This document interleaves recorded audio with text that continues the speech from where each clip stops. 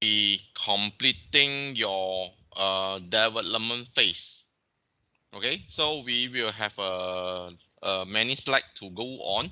So let's start right now.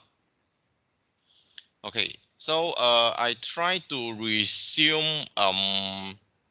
Of course, last week I understand that we have covered until to certain slide, but never mind.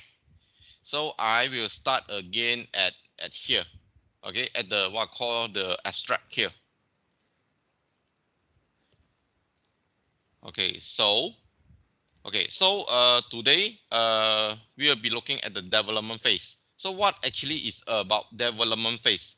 So firstly, development phase is that your idea, actually you are going to develop your idea that have been evaluated and selected earlier. Evaluated and selected earlier means that you have what I call, you have gone through the other phases, like your evaluation phases, like your creative phases, like your functional analysis phases, information, and so on. Okay, so right now you are trying to further develop your idea into the workable solution. Okay, so usually for this, you need to have, sometimes you can have your design, alternative design, because why actually you need the design, because your ideas probably is alternative ideas now. So when you talk about your alternative ideas, so definitely uh you don't have, you need to come out with a new design. Okay, and then if possible, you need to include uh its related information. The related information actually is like your, let's say you're about like your life cycle costing. Okay, you also need to, these are the document usually you will equip it lah with your design lah. The design plus you need to have your life cycle costing estimation. Okay, and then subsequently, okay, here this slide not really that important. Okay, but actually he just tell you that, oh, each of the phases, you have the respective task to be accomplished lah. Okay, then after that, if let's say sometimes is such that if let's say you have receiving a new information, then there might be a possibility you need to go back to the earlier phase.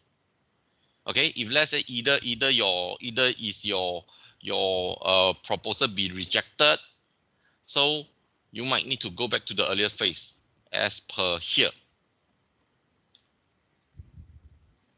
Okay, not okay. So that means that after your development phase, of course you will proceed with your presentation phase lah.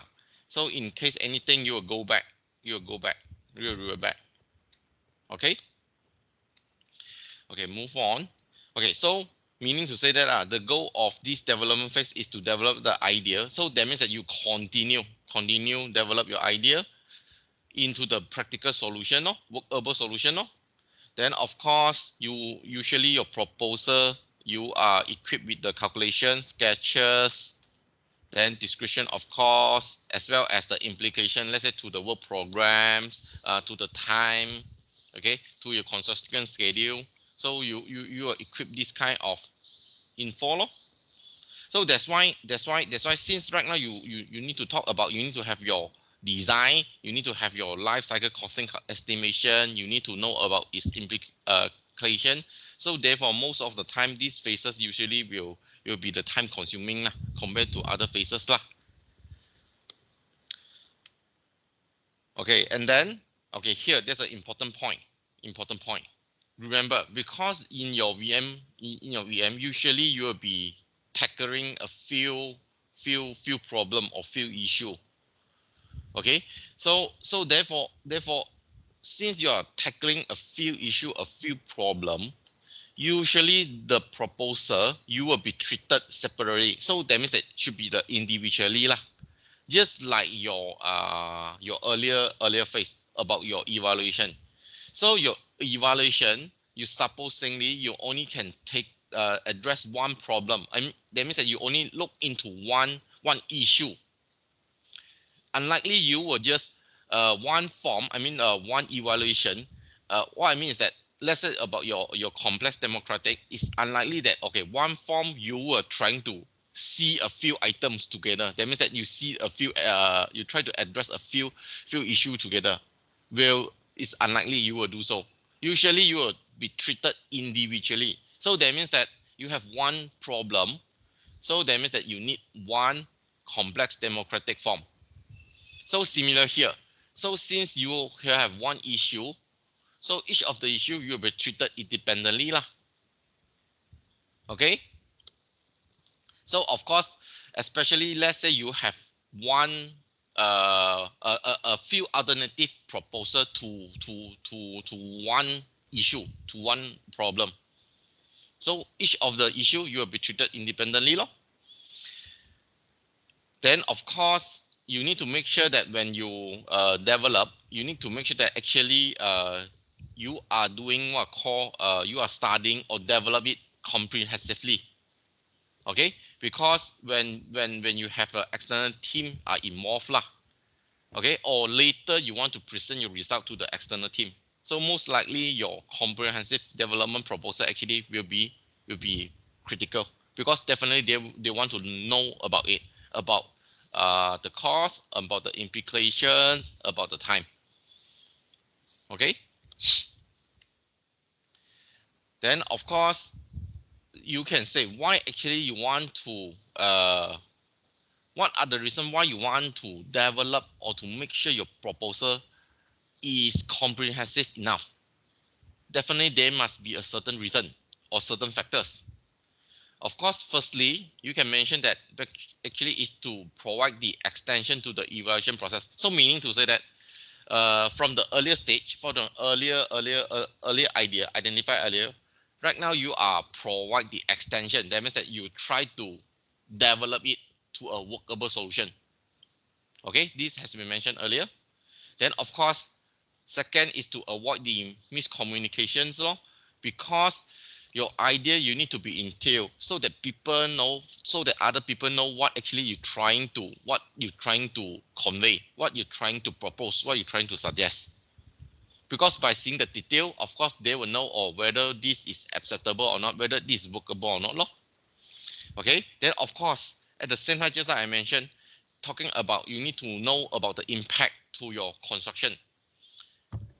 So therefore, by developing the what I call having the detailed proposal, definitely you know that okay to what extent your your new proposal will what I call will have the impact to your construction program. Okay, then of course lastly is due to that your comprehensive proposal later it might be reviewed by different audience ma. Okay, it might be have the external parties, or you might need to be read by the your clients, the client respective representative, the client company, and so on. So definitely, the details will help them to understand better. Okay. Then, what usually, typically, you will found in your typical proposal?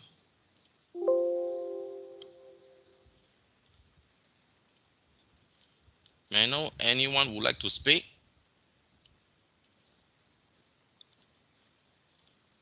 Okay.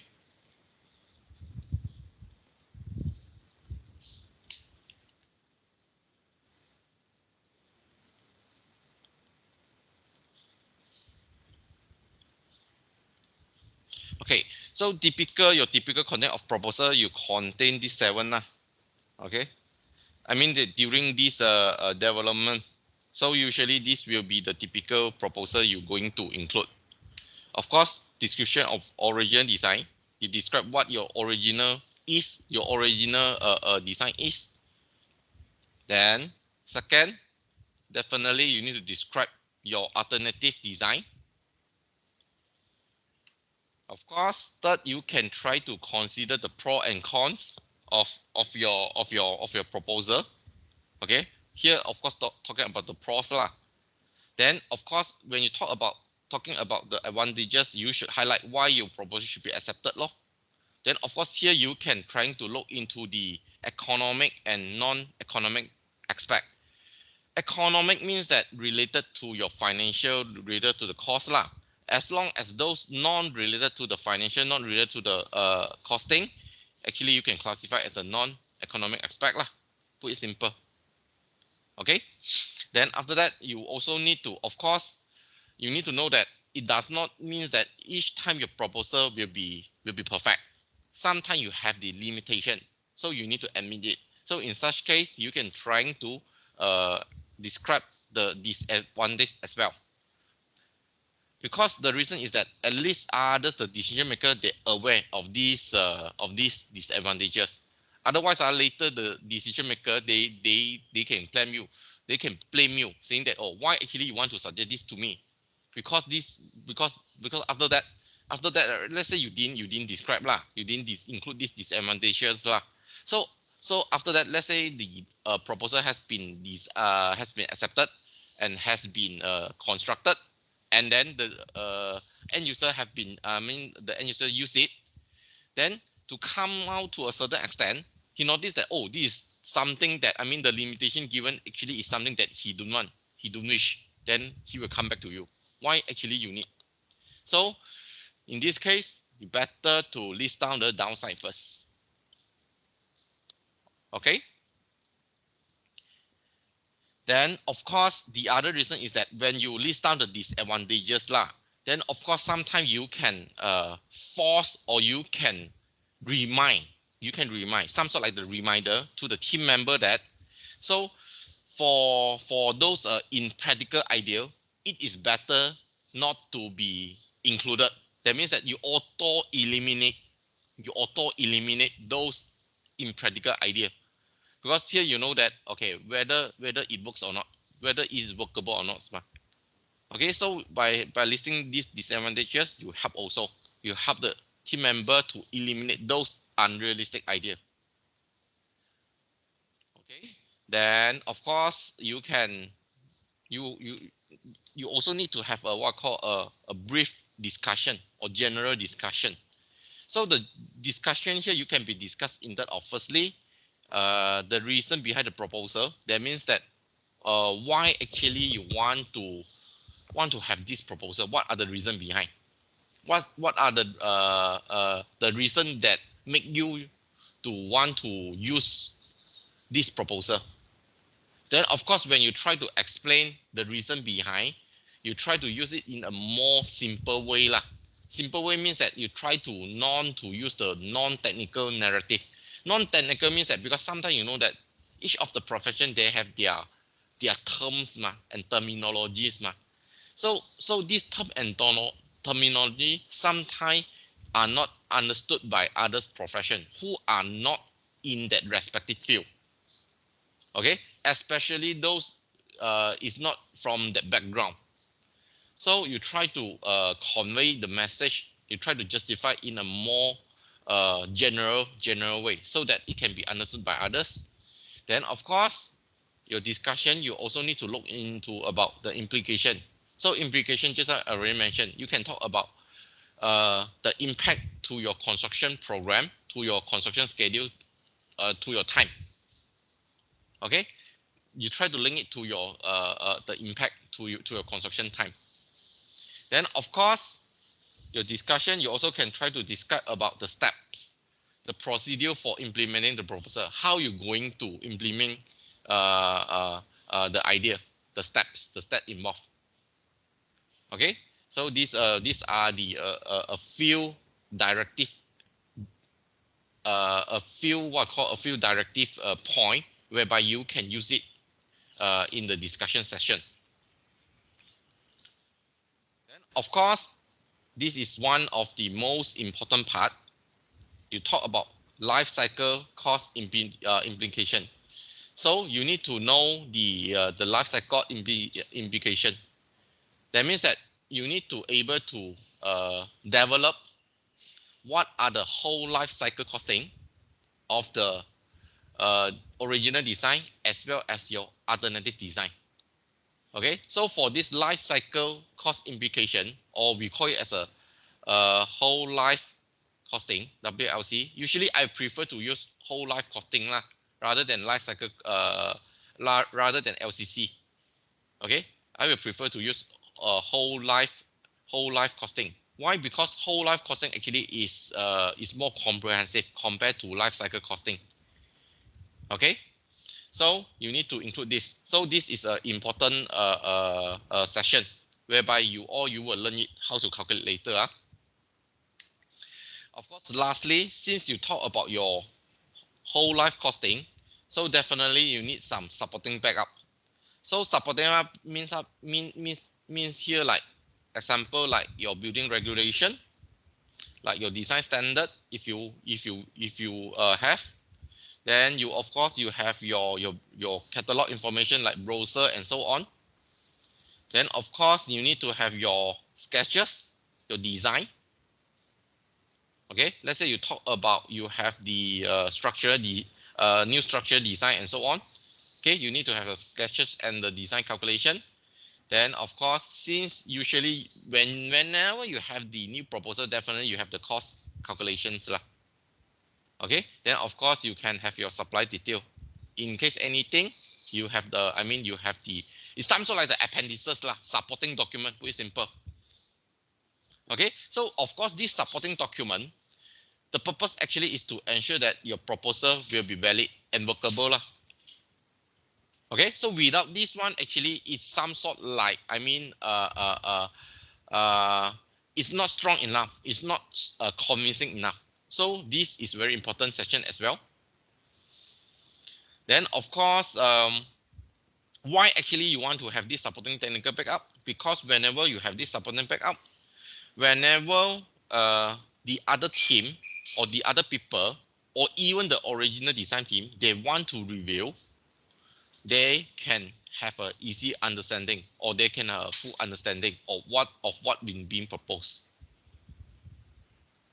Okay, so right now we have gone through the seven content typical in the development proposal. Okay, but of course here we have some remark here lah. We have some remark that actually we need to be aware as well. Okay, firstly, VMTC actually play an important role. Meaning to say that the VMTC, they need to review. That means that they need to check all the proposal, and then he try to make sure that there's a what call it is perfect. Of course, I wouldn't say it's 100% perfect lah. That means that you try to minimize as what call, you try to minimize any what call possible rising inquiry, possible error. Okay, so you're trying to minimize this because the reason is that because after the development phase, it will be subsequent by the presentation phase. So presentation phase most likely will be handled by the VMTC. VMTC will trying to present the result. So after the presentation phase, actually the team will disband. They will dismiss. Okay, so that means that they will leave the workshop. So the VMTC in such case, they need to make sure that their proposal is what I call is workable, and then is detailed as much as possible lah. So the VMTC need to check lah. Then of course, when you talk about your cost calculation, your whole your WLC, your whole life costing, then of course usually lah, for your whole life costing, usually you need to equip your initial cost. Okay, then of course you need to have your maintenance cost. Then of course you also look into your replacement cost. Okay, so no worry, later for this part we will be looking into detail. This will be repeated one, no worry. So tentatively you just need to know that. So for your whole life costing, your presentation of your whole life costing, you need to have your initial cost, you need to have your maintenance cost, you need to have your repayment cost, and some costing. Okay, so later we will see. But this will be the general costing that you shall be included. Okay, so what is meant by your initial cost? Initial cost means that your initial sum you're allocated for one time activity. Okay, for one time activity. Let's say talk about your construction cost. Let's say you talk about your land cost and so on. Okay, then of course usually usually your initial cost lah. Because let's say you talk about your construction cost. Your construction cost usually you need to have your how actually you can get your construction cost. Usually you have your cost data ma. Okay, including the unit rate and so on ma. So this your construction cost usually when you study your construction cost in detail, you're able to know that or actually how it is being derived, how it's being calculated. So definitely from the construction itself, you're able to know, let's say you know about, let's say the unit rate. Okay, then of course you're able to know the quantities law. Then for to certain extent, sometimes you're able to know your quantity, even your rate, where actually it come from. You have the sources law. Okay, let's say for your unit cost, how you derive it. Okay, so where you refer, where you use the unit rate, probably you will have this kind of supporting info lah. Okay, then after that you for your WLC, so you need to convert and calculate all your future value, your present value, your future value of NOT, your present value of NOT. Later we will see, we will try to understand what this means. Okay, so of course if you have insufficient cost data, so most likely the VM team you will try to obtain from the estimator, that means that your QS, your own database, or otherwise you need to buy lo. You need to buy the published data lo. Okay, so because when you talk about this WLC, whole life costing, usually you need to be try to be accurate. You try to be what call your WLC. You need to able to try to reflect as accurate as possible. Since right now you're talking about the accuracy, so therefore sometime there's a possibility that you will engage additional estimator lo, because you need to work out.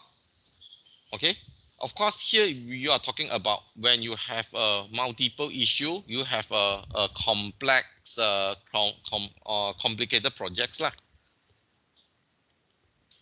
Okay, then lastly your costing tends to be completed. That means that after the end of the study your costing should be there already. Okay, you should come up your costing. So including this apply to your assignment as well. So supposingly after the development phase, so your costing should be there as well. Okay. Okay, let's say an example of the individual proposal. Okay, so these are the what I call some of the format given. Okay, so later we will see. So of course you can have your original design, you have a proposed design, this one is number 1, you have proposed design number 2, you have advantages 3, disadvantages number 4, then you have discussion, you have number 5, then your costing part is number 6. Okay, then of course lastly those technical support is not shown here because actually they will serve as the appendices lah. Okay, so whereas this will show the summary of proposal. If let's say you have a few issue to be addressed, let's say for this one, let's say you talk about the sprinkler system, so these are the issue. So you talk about the external work, you have the respective issue. So each of these are the individual proposal, individual, what we call your individual issue. Okay, so that's why your VM sometimes is not, your VM study actually is not to address one problem sometimes. Okay, so you will see that sometimes actually you are addressing a few issues, or multiple issues sometimes. Okay, so we try to practice. Okay, so right now, we try to, you can see a short video.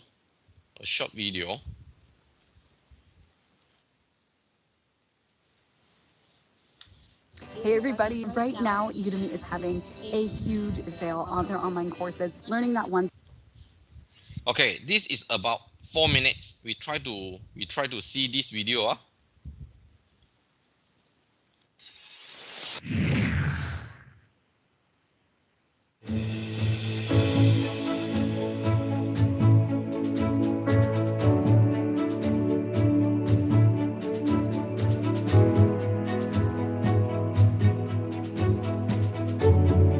The architecture is architecture for normal life. This is the simple structure, but when the focus of the bricks is special, the architects use this material, the bricks, to have the special lighting and special ventilation.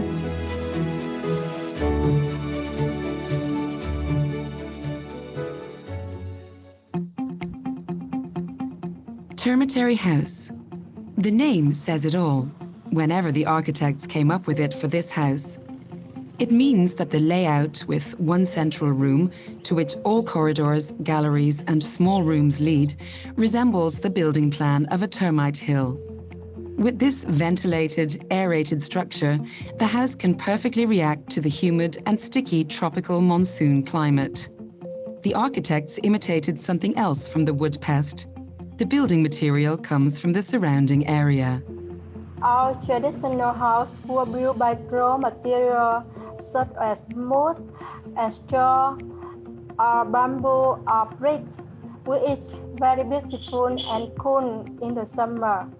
Using traditional construction technique, that means using common and easy method of constructing buildings in local areas, which is suitable with the development of construction industry in Vietnam. Towards the street, the appearance of the two-story house with its perforated but windowless brick wall is enigmatic. Floor-to-ceiling sliding glass doors installed behind allow the control of cross and roof ventilation.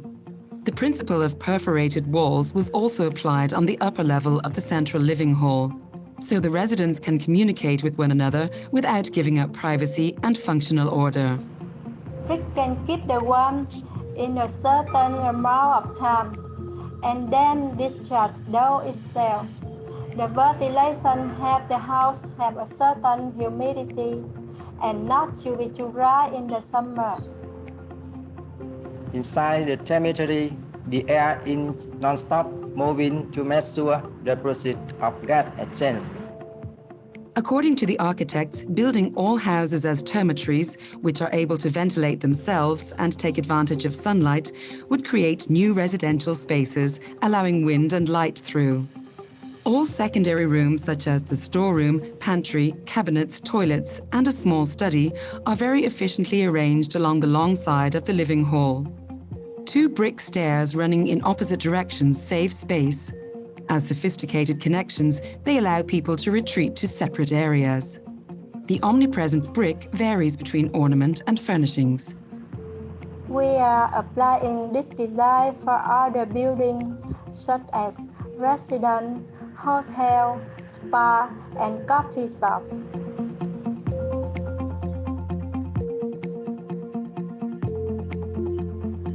The architects don't think that the termitary building is special at all, but rather a simple and common design. It saves electricity as well as natural resources and contributes to decreasing the negative impact of global warming. The architects consider the tropical house as a prototype for low-income families. Using demolition wood and locally produced bricks reduces building costs and contributes to sustainable economic activities without compromising the architecture.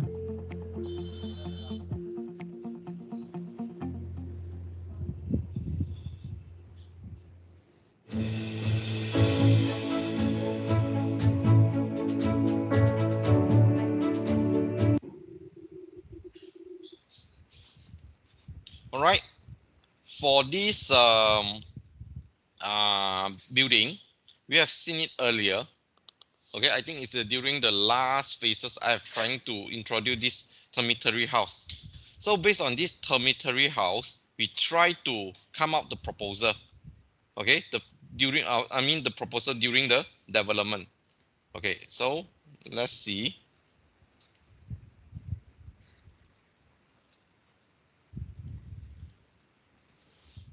Okay, so based on this, supposedly you need to fill in the respective detail. Okay, of course here I try to assist you all lah. Okay, rather than just ask you all to do it yourself. Okay, so of course, firstly, you can mention your project. You can mention your project. Of course, here I have the assumption. Assumption is that, let's say you have your original design. This is your, let's say your original design actually is a building with a double-story concrete house with window. Okay, so right now the VM team has suggested the selected big bricks and perforated bricks as the best alternative for the project during the evaluation phase. So that means that this is your original building. So right now you are trying to adopt this dormitory house idea, and then you apply the dormitory house idea into your project. Can ah? So that means that your original design actually is a double-story concrete house with window. This is your original design. Okay, so your original design will be double-story concrete house with window. So you will name it. Okay, you have your project. Then proposal. So you will say that actually you will be trying to change it to the big bricks and also the perforated screen design. Okay, then of course you can fill in your date. You can fill in your date. Okay, then after that, okay, we will start looking into the needed content. Okay, so for original design, you can say that actually it's a traditional concrete house with window. This is your original ma. Okay, or you can mention it's a traditional concrete structure house. Then what actually you propose to change? You change to the big bricks and the perforated screen design. Okay, so right now you are trying to discuss about this, the idea of big bricks as well as the perforated screen design. Okay, so for the advantages we mentioned, you can discuss in terms of a non-economic aspect. Okay, so let's say you want to talk about non-economic aspect. Let's say, for instance, maintain humidity. Okay, so because just now like the video there, so having this perforated screen design, actually it helps you to maintain the humidity. Then actually you allow your natural ventilation. Then of course you have the sunlight. Then of course it helps to enlarge your space. Okay, whereas how about the economic aspect? Just now we want to talk about related to your costing, related to your financial related issue. Okay, let's say definitely first is low cost in construction. Why actually is a low cost in construction? Because actually you have the local available materials ma, and then usually it's constructed by the local manpower ma, right? Okay, not only that, you can talk about you save electricity and natural resources. Okay, then of course you have to reduce the global warming na, because you know that global warming, when you have the serious global warming, then actually you definitely it will incur the impact to your economic aspect. Okay, then of course for this, from the economic aspect, it is suitable for the low income family. Then of course you contribute to the sustainable economic, no? So you can list down all the advantages. Okay, then how about the disadvantages? Of course, you can say that actually it's a noise pollution because the perforated screen design, you have the many holes, correct? So definitely you need to concern with this noise. Then of course talk about the privacy. Okay, the privacy, maybe your privacy you need to be what call affected a bit. Then of course you need to talking about your maintenance of the bare bricks law. You need to maintain it, including the cleaning. So you list it out. You list it out. Okay, then of course you can start for your discussion. Your discussion, just like we mentioned, you can try to look into your reasoning behind the proposal. Okay, so the reasoning behind the proposal, you can link it to the your weather, because you know that, okay, or in Vietnam, okay, not in Vietnam, you apply to in Malaysia lah. So in Malaysia actually is a monsoon tropical country. Okay, so most of the time actually all the time we just like our weather is just like the summer. So this actually is suitable in our country. Then of course you can talk about your budget. Let's say your client budget actually they only have a low budget, then by changing to this design actually is suitable as well. Then some more you can talk about local available material. Okay, let's say just now the Vietnam case, okay, the video, those perforated bricks actually they are the what called the common material used in local. Okay, then even for this type of construction actually is very common in the local. So you're trying to link it to the reason behind. Then of course you can talk about the implication. So the implication here you can discuss about whether does it comply to your original concept, because maybe your original concept is different. Okay, so let's say you talk about your original design. Okay, maybe your original design, let's say your original design is a steel, but right now you change it to the perforated. So whether you still comply with your original design or not. But of course our original design is concrete, so no issue lah. Okay, and then you also can try to discuss to what extent the revision is needed for architectural, structural, and M&E drawing. So that means that you need to know. Right now you need to have this new design. So is it revision needed to your original design? Of course, we know that definitely you need the revision, but to what extent?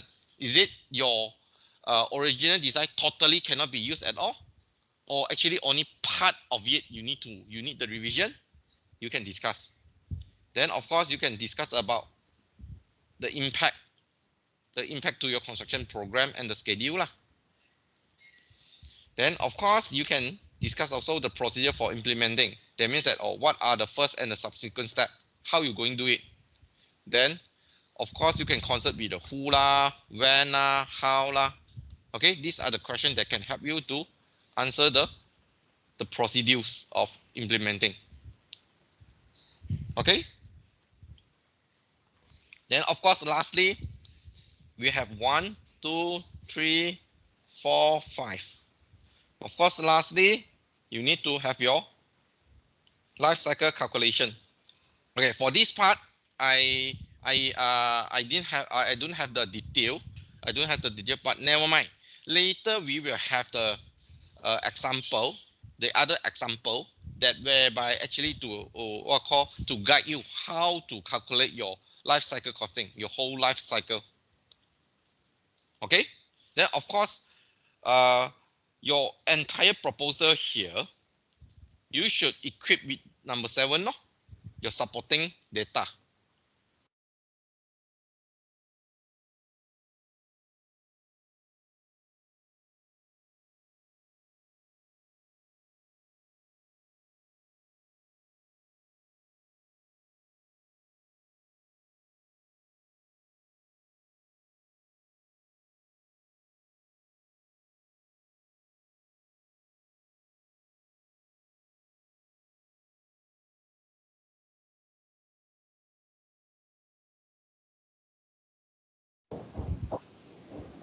Sir, you have mute yourself.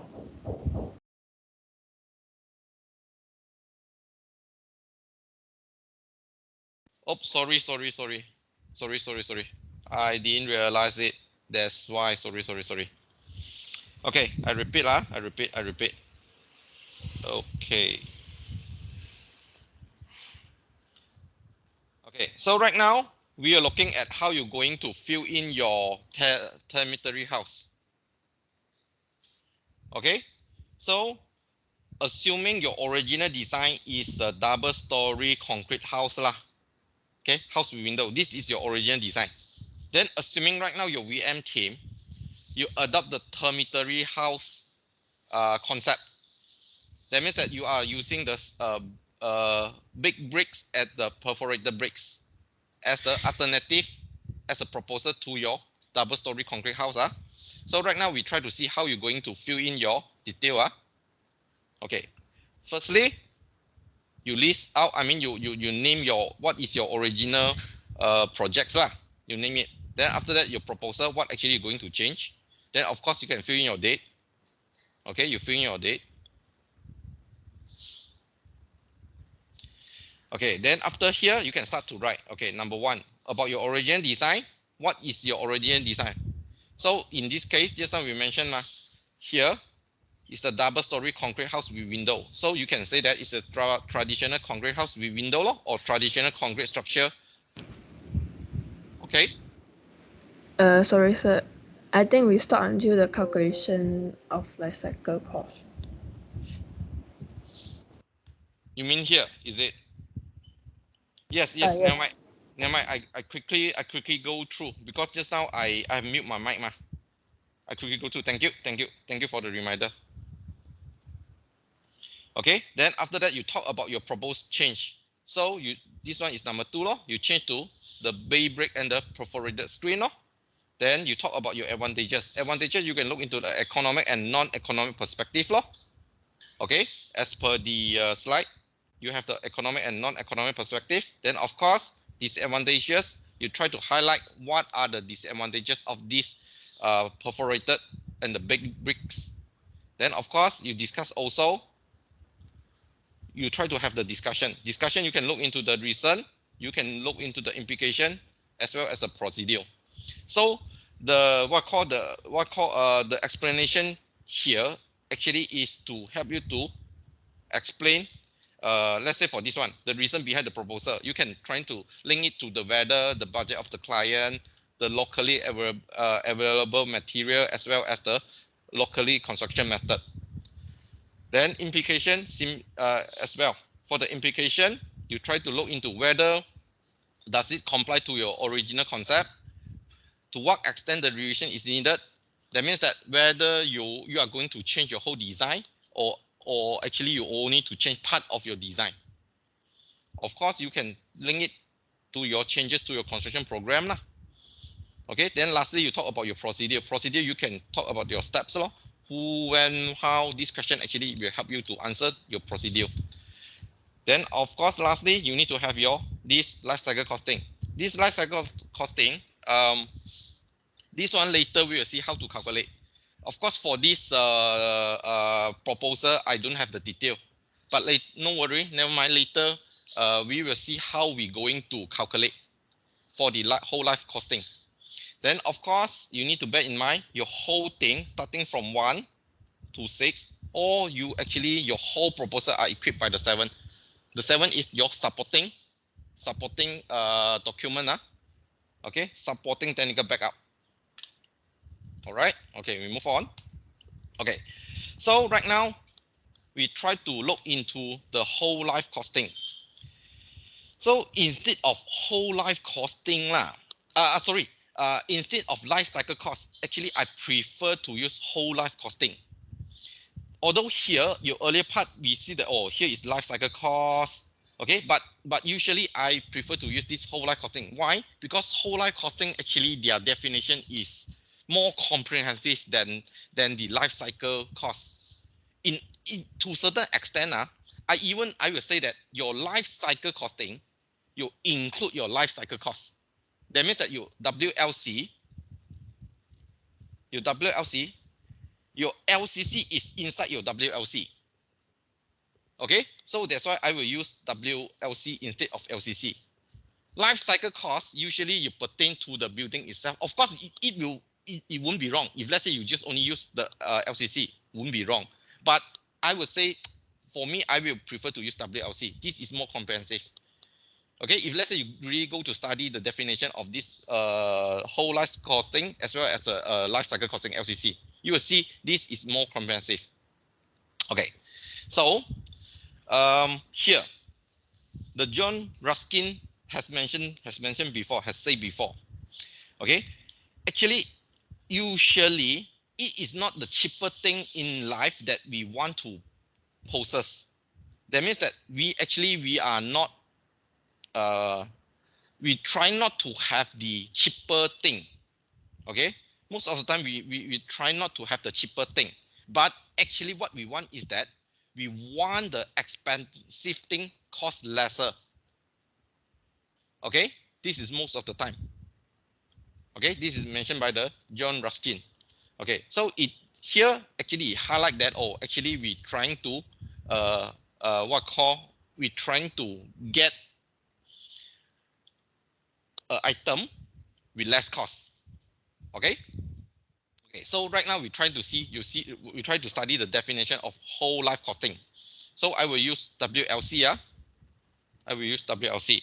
So of course, firstly, by the construction best practice program, okay, it defined the WLC as the systematic consideration of all relevant costs. You see, all relevant costs are. So all relevant costs here, in certain extent, comprises your life cycle costing. Okay, comprises your initial cost, comprises your maintenance cost, and so on. Okay, including your revenue.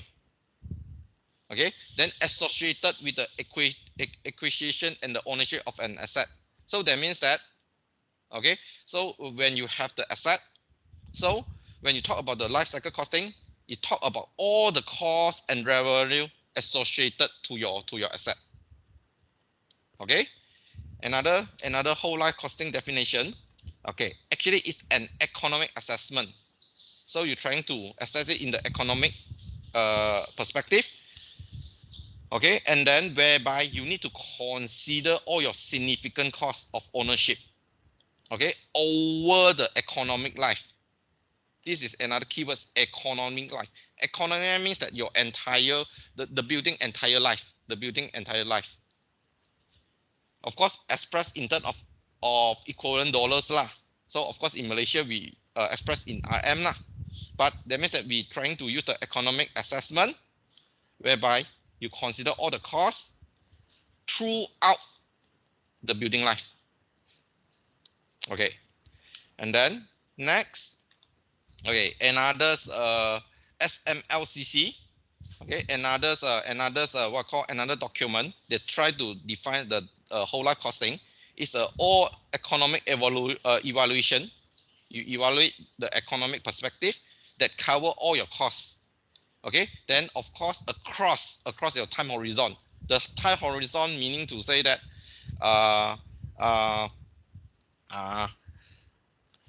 including now and future. Put it simple, now and future. So since you talk about the future, you need to have the adjustment for the time value of money. So meaning to say that you need to convert your future value into the present. Okay, so this is the definition, another definition. Okay, so of course, firstly, why actually you want to look into this, or what is your aim of your whole life costing? As mentioned, I think in your earlier slide, I think it's under Miss Q, under Survey Q. One of the principle of VM is that you consider life cycle costing, correct? So actually, your whole life costing actually is one of the component of the authentic VM. So that means, to put it simple, WSA is one of the VM principle. Besides function oriented, whole life costing is another VM characteristic. Okay, so that means here you are to pursuit of economic whole life cost is the center focus of the idea. So meaning to say, what is WLC? That means that you are trying to study the whole life costing. Okay, that means your entire economic cost throughout the building life. Okay, here this method, this whole life costing actually is the method of the application in terms of combining your managerial skill, your financial skill, and technical skill. Okay, why you call it as a managerial skill? Managerial skill here you can say that actually is how you're going to manage your problem, how you manage your issue ma. Because your whole life costing, you are talking about you trying to propose the ideas ma. The idea actually is to address your problem ma. Right. So that's why your WLC is some sort like you trying to manage your problem. Okay. Then financial, definitely. Financial means that in term you discuss in terms of economic perspective. This talking about you have the IM. Okay. And then the technical skill. Okay. Why actually you talk about your technical skill? Because you know that your proposal sometimes they are what call they need the respective installation methods ma, let's say. Okay, you need the respective skill to install it, to design it ma. Okay, so that's why when you talk about this life cycle costing about that proposal, so actually you also talking about the technical perspective at the same time. Okay, so right now your managerial skill, your financial skill, and your technical skill all actually you are combined together, and then you try to associate with all the phases, with the phases of the life cycle. Okay, of all the subsequent phases of life cycle. Because your life cycle you are talking about starting from design until the end. Okay, until the usage. Okay. Okay, so here one of the good thing of this whole life costing actually is about it trying to give you the best value rather than just looking at the lowest initial cost. Okay, so later we will see. Later we have the slide. You will understand why actually whole life costing actually will give you the best value. Okay, you will notice that, oh, actually the lowest initial cost is not necessarily will be the best. Okay, because of the one of the reason is that because you are looking at the cost, whereby the cost actually you are applying the cost to the total life. Okay, this has been repeated many times. So of course, when you talk about whole life costings lah, of course you are recognized that at the same time you are recognized that actually your building asset, okay, your built environment asset, actually they will last longer. At least they will last for a certain time, certain years. You are not talking about a few years, but maybe you are talking about, okay, maybe it's up to 100 years or 50 years or 30 years. Okay, that means that you recognize that your asset will be last to that extent. So in other words, since we mentioned that it will last to that extent, 30 years, 50 years. So later when you calculate the cost, so actually you will also calculate the cost up to 30 years, 50 years. Okay. Okay, then next, we are trying look into the importance. Okay, why actually you how important? What are the importance of having this whole life costing? Okay, because firstly you apply your WLC technique during the design or construction. During the construction, no matter it's during the design or no matter it's during construction, that does not matter. Your selected solution, that means that your proposal, they will have the major implication, okay, in terms of the operational and the maintenance cost of the completed facility. So meaning to say that whatever you have suggested, okay, so later it will give a great implication whether whether it needs to be maintained frequently or not.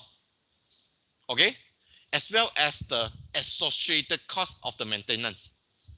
Always remember, when you propose something new, you will give the respective impact to the maintenance cost aspect. Okay. So therefore, usually when you try to propose a solution, when you try to propose a proposal, so usually you're trying to if let's say for the best solution, the best alternative, or the best proposal is that first you're able to decrease the either you decrease the initial cost, okay, but sometimes it might not be the case. That sometimes you might have minor increase in the initial cost, but it gives a great saving in your operation and maintenance. Sometimes you might have this kind of proposal. Okay, put it simple. So right now, if let's say possible, the best idea, that means that you lower your initial cost, but you lower your initial cost, but you increase the saving. Okay, pretty simple lah. I use the same lah. You lower your initial cost. You also lower the operating or maintenance cost. OME lah. I use OME. Okay, this is the best. Of course, second, if let's say you cannot, you might have a little bit slightly higher in your initial cost. Slightly higher, but you also have a lower your OMN.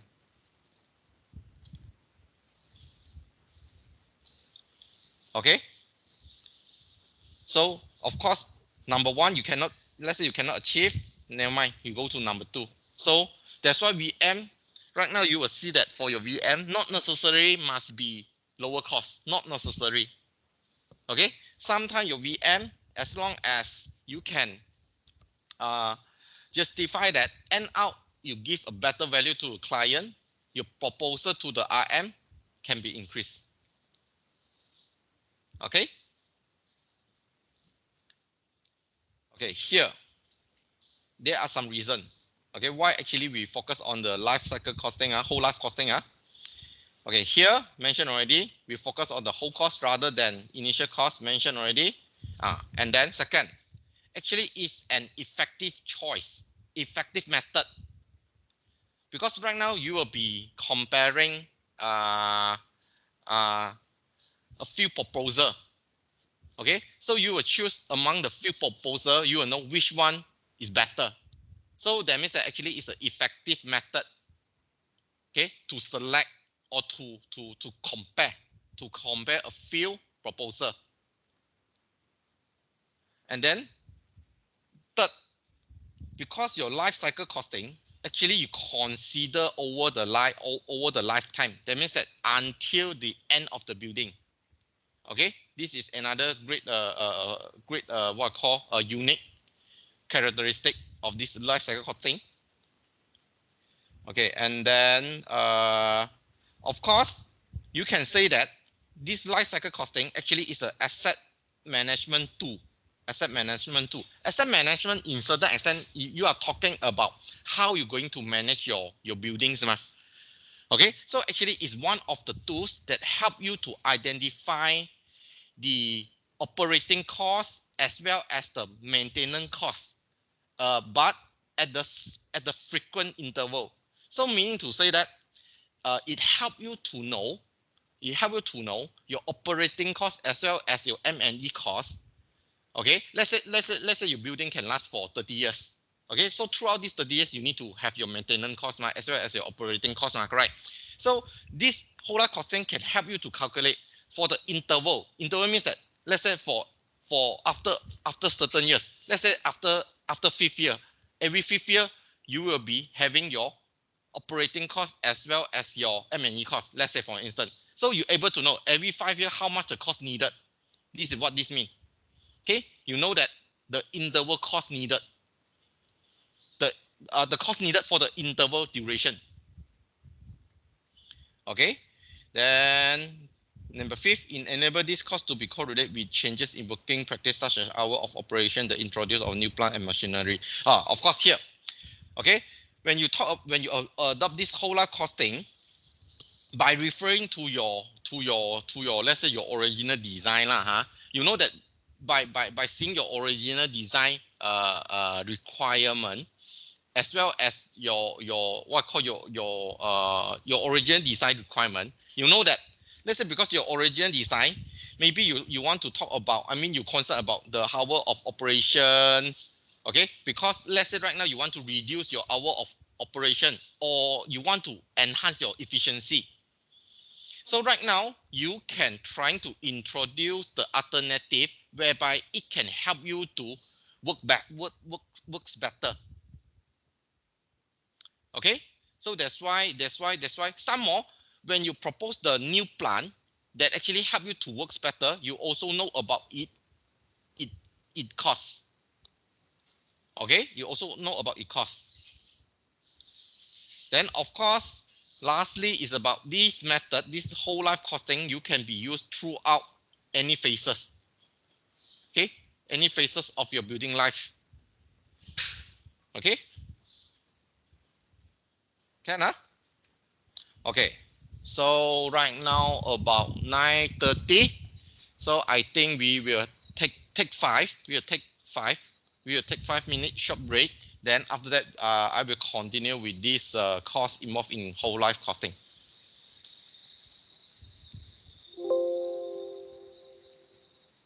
So we take 5.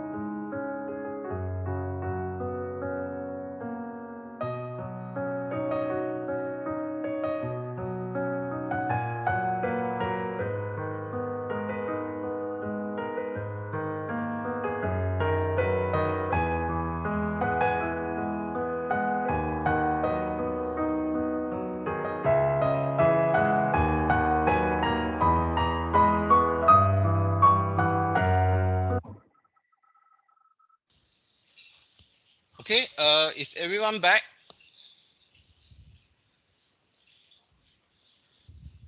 Okay, then we will try to resume. We will try to resume.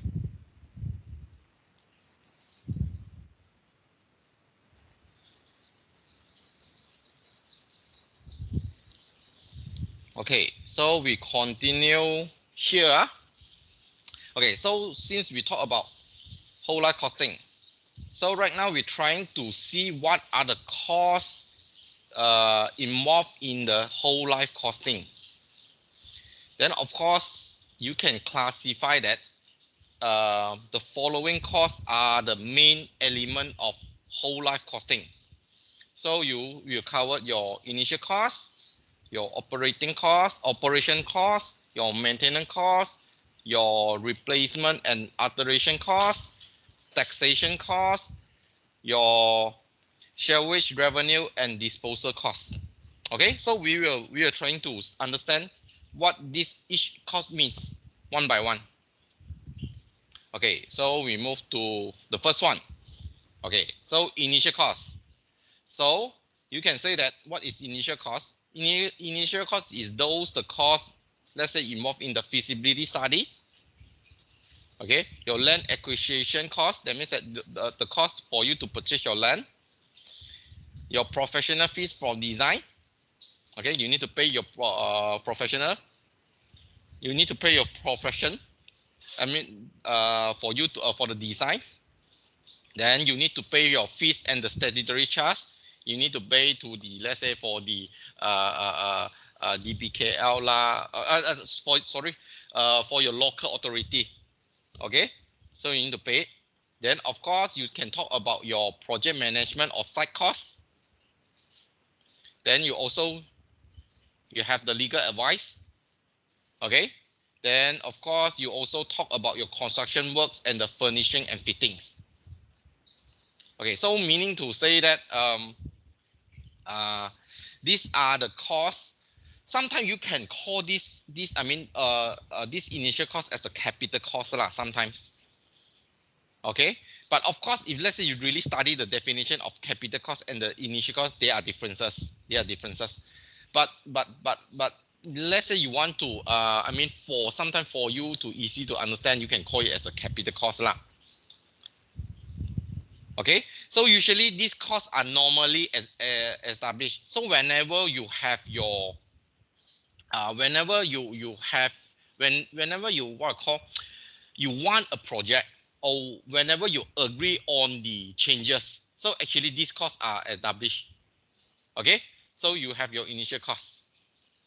Okay, so these costs are normally well established and are often focused upon when the making decision about the project. So whenever someone saying that yes, right now I need a project, no matter it's a new project, no matter it's a refurbishment project and so on, actually your initial cost at the time arising already. Okay, because your initial cost can be spent in a few, I call a few area here listed here. So this is talk about your initial cost, Okay, then second, we have this operation cost. So for this operation cost, you can be classified into two broad level. First is the general operation cost. The other is functional cost. Okay, what is meant by general operating cost? Your general operating cost, let's say you can link it to, let's say, such as the cleaning, okay, such as the utility. Your utility, definitely you will link it to your water, your electricity, your fuel, your energy for the equipment. Okay, your electricity, water, this one as usual lah. Then of course you have your insurance. Okay, let's say for certain project you have the security. Even let's say for the residential project, okay, during the operation you also have the security, correct? Okay, then you also have the waste management. You're talking about your sewerage, okay, your waste sewage management. That one is also your operational cost. Then of course you also have the rent and service charge, your ongoing service charge and the like. So all of these are classified as your general operating costs. Okay, of course you need to be aware lah. This kind of costs usually they will be greatly affected by your design decision. So that means that what you have designed earlier, what you have proposed earlier lah. Okay, so actually it will give the impact to this operation cost, because it will determine how frequent you need to maintain, how much, is that you need to pay additional what call cost to this general cost. For instance,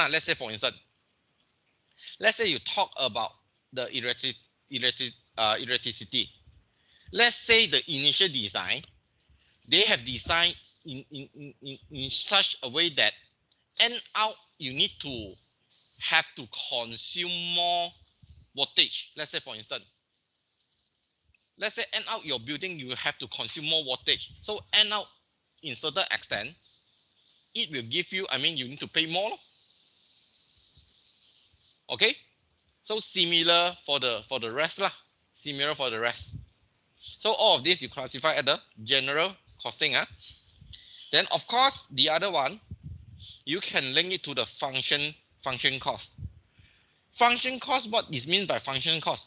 Function cost means that actually is the cost allocated for the staff to carry out the intended function of the facilities.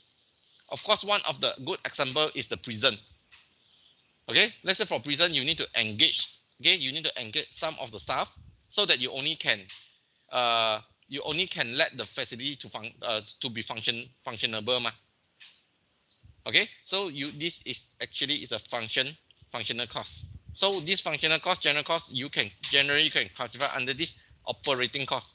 So usually this operating cost in certain extent you can link it to the the cost needed after the client take over . Okay, after the client take over, what are the costs needed to make sure that your facility can continue operating? Okay, so after your client take over, the cost needed for the client to make sure the facility can continue operating. This is meant by the operating cost. Okay, the next. Okay, never mind. Supposingly, here initial I wish to let you all to see the one of the video, and then I want you all to answer some of the question.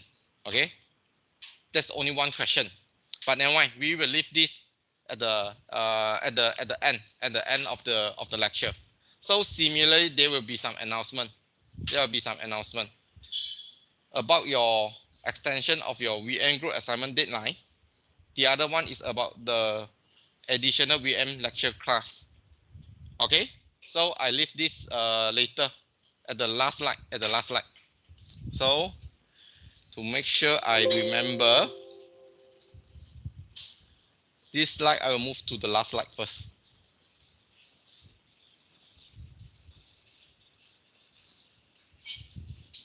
Okay, so we continue first. Okay, so we will be looking at maintenance cost now. Okay, so similarly, just now I mentioned, not only you need to allocate the cost so that your facility can operate, but at the same time you need the maintenance cost, okay, to maintain your facility. Okay, so similarly, this maintenance cost you can divide into two broad level as well. One is called planned, the other one is unplanned. Okay, what is mean by planned? Planned means that actually is some sort like the preventive maintenance activities. Okay, preventive maintenance activities. For instance, like let's say you have the you have the equipment in your building. Let's say we talk about a condominium now. Let's say we talk about your condominium, because your condominium you have the lift ma, correct? You have the vertical transportations ma. Okay, you have the vertical transportation. So the lift you need to be what call lubricated ma, correct? So when you want to do this kind of maintenance, this actually is cost money lor. Okay, so lubricating your equipment can be one. Okay, of course you can talk about your scheduled cleaning service, because sometimes your for a facilities you have the what call a scheduled cleaning service. So that means that every let's say every what call every day or to every interval day you will have your respective cleaning service. This has been scheduled earlier one. Okay, so your cleaning service, it can be in terms of your rubbish disposal lah. You really do the cleaning to the facilities and so on. Okay, then of course you can talk about the fogging service. The fogging service, this one is also the scale. The planned one. Usually, especially nowadays lah, when you talk about the residential projects, right? When you talk about the condominium, especially in the residential areas, so usually this fogging service usually will be carried out frequently. Okay. Then how about unplanned maintenance? Unplanned maintenance is some sort like the corrective action, which may be which you have to carry out this corrective action whenever you have the whenever you encounter the emergency. Okay, let's say for instance, such as the repair the breakdown. Let's say the breakdown of the equipment, the breakdown of the lift. So this is one of the example. The other one, okay, which can link to the current situation. Let's say it's talking about the sanitization required due to the pandemic. Okay, let's say right now you notice that suddenly there's a positive case. There's any positive case, then actually sanitization required. So this sanitization required, actually you can classify as the unplanned maintenance due to the pandemic. Okay, this is a very good example. Then of course, let's say you compare these two, you know that your planned maintenance cost, this one you can easily to be estimate. Yes, this one definitely, because you know that this will going to happen. But for your unplanned maintenance, actually is more difficult to forecast, because you don't know when it will happen. Okay, because it happened at the at the emergency basis. So therefore you difficult to forecast lah. Okay, then you also have the replacement and alteration costs. Okay, so replacements and alteration, actually they are the periodic costs. Periodic costs means that after a certain period, actually these costs will incur. After a certain interval, these costs actually will be imposed. Okay, so what is meant by repairment cost? Repairment cost actually is the cost of replacing the element of the facilities that reach the end of the useful life.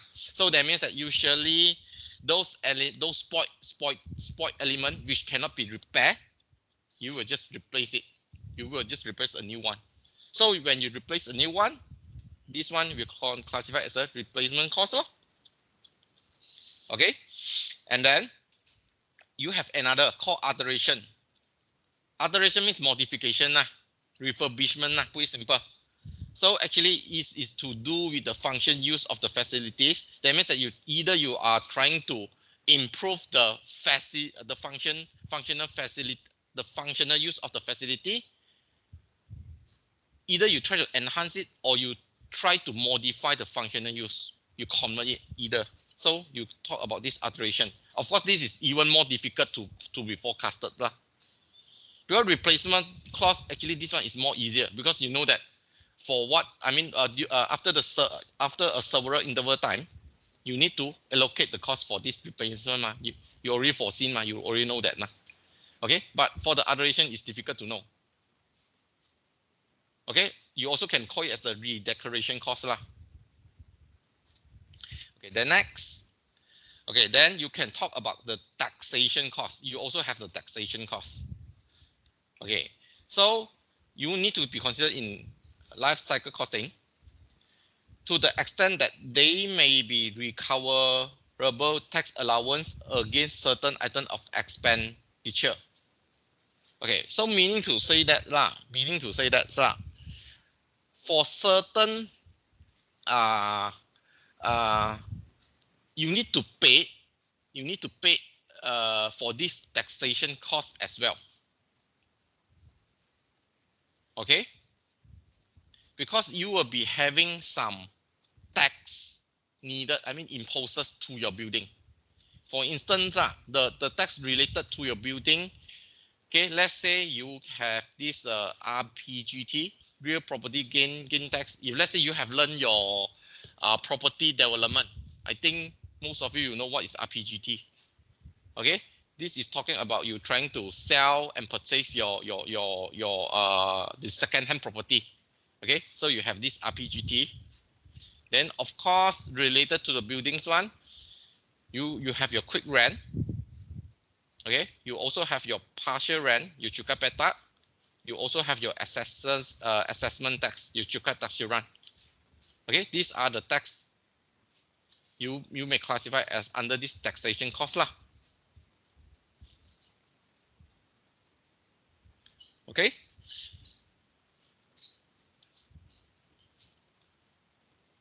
Okay, so continue. Okay, so of course, lastly, this one is a salvage revenue and disposal cost. Okay, from what you have seen now, from number 1 until number 5, all of these costs, right? All of these costs from number 1 to number 5, the costs leaders from number 1 to number 5, actually all is about spending. Okay, spending means that you need to spend. You need to negative, you negative your RM, you know, negative spending. But the last one, salvage revenue and disposal cost lah. Okay, I talk about this salvage revenue first. Only this cost actually it will give you the positive RM. That means that this one it will give you earning. Only this cost. Salvage revenue. Okay, what is meant by salvage revenue? Salvage revenue means that it's the revenue from the sales of the facilities or equipment at the end of the facilities. Like, for instance, let's say you have your steel structure. So at the end of the facility, you sell your steel structure. When you sell your steel structure, actually you get the money. So that's why you have the positive. Okay, so only this salvage revenue, this one is a positive. Okay, of course, last one is about your disposal cost. This one disposal cost actually is also about your negative. This one is also negative. Only one this salvage revenue, this one is positive. The rest actually is negative. Disposal actually is, that means that you are trying to demolish as well as you dispose your item. So this associate you need to spend. So 1 to 5 plus your disposal cost, all is about negative. Only this salvage revenue is positive. So that means that in other words, if let's say later when you calculate in your life cycle costing, so number 1 to number 5 costing actually is about the you know that cost is about to spend. But only this salvage revenue, this one you will what call give the positive. So that means that you have the negative and the positive in your, you have the spending and the earning in your life cycle costing already. Okay, but most of the time your life cycle costing is talking about your spending. Okay, it's talking about your spending. Okay, so this is one of the summary. This is summary. So initial cost, okay, you can talking about the cost incur during your project stage. Okay, So during the project stage, what are the possible costs actually you will incur for this initial? You have the VC, you have the land purchase, professional cost, construction cost. Of course, this construction cost you have a lot lah.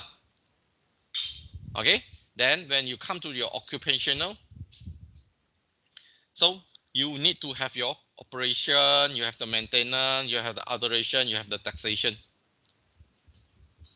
Okay, so of course, each of the operation, maintenance, alteration, taxation, you can further discuss into it. Of course, lastly, you have this disposal. Disposal, you have the salvage and the disposal cost. So all of this will be typical as the WLC. Okay.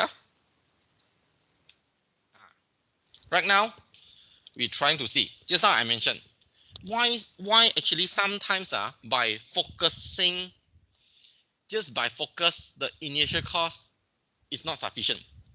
Okay. According to the Royal Academy of Engineering, they try to identify your relative percentage of your whole life costing of owning a building. You will notice that you break here. Here is about your operating and commission, operating and maintenance. Meaning to say that here is about your commissioning stage. Commissioning means that your client take over the building and then they start occupying and start using the building.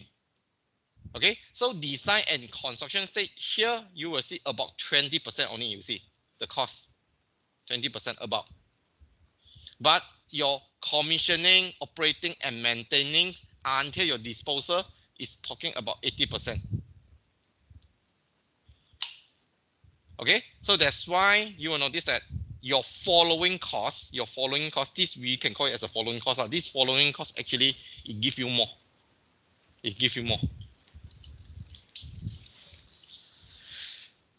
Okay, so your initial cost, this one is the operating cost and maintenance. You have replacement cost, you have salvage disposal costs. Okay, so it's almost about 80%. Okay, so therefore the clients but most of the client, because they won't see they cannot see the overall picture so most of the client, what they will consider is about your initial cost okay, they concern about your initial cost. So actually they can't foresee that actually your subsequent cost actually is even higher. So therefore, most of the time, let's say that's why sometimes you will encounter that when you try to propose your client saying that, oh, right now I propose you this alternative, but actually the initial cost is higher. Most of the time, the response will just directly tell you, no, I cannot be more than the original cost. They will just directly mention, okay, they will just reject the idea because they will foresee that, wow, this is the whole thing. But in fact, no. Sometimes you pay more, but after your subsequent cost is lesser This is a very good example, okay, to show your life cycle costing. Okay, so of course, according to the study by the Turner and Townsend, okay, so similar, I use the iceberg as the example. Okay, the bulk of a project whole life costing are hidden. So meaning to them, most of the costs actually they are hidden. That means that they are hide here, hide there. So operating a cost for a building over 30 years are estimated at the 5 times, you see, according to their study, 5 times capital cost. That means that it's your operating cost is a 5 times to your initial cost, and then the cost of occupation may be 200 greater. Okay, so this is what they trying to express. Okay, then of course just like your environment factors, okay, of course your environment, that means that your surrounding your environmental actually will help you to determine whether how good your building will be maintained Okay, so about this environment factor, this one we will be discussing later.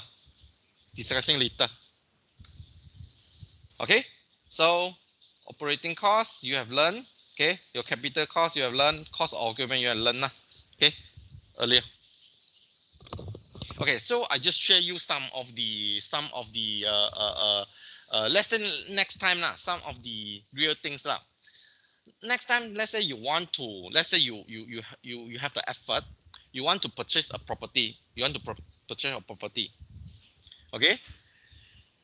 Of course, most of the time when you see, yeah, okay, let's say they will advertise. Okay, let's say okay let's say the building lasts about, okay, let's say it's about nowadays about 500K per unit.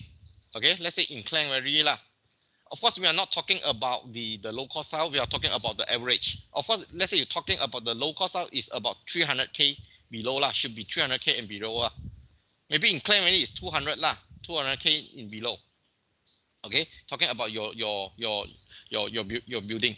Okay, so what it means that you need to be aware that you are not only you need to prepare for this 500K for the building itself, you know, because you don't forget you have those hidden costs. Actually, it's a lot. I can tell you a lot. Why? Probably you need to talk about let's say you talk about you need to have your legal fees. Okay, you need to talk about your transfer title. Transfer title means that end out you need to transfer title means that you end out you need to tell the developer that end out this property will be parked under your name, because usually for when you after you purchase your property lah, initial the property name actually is under the developer ma.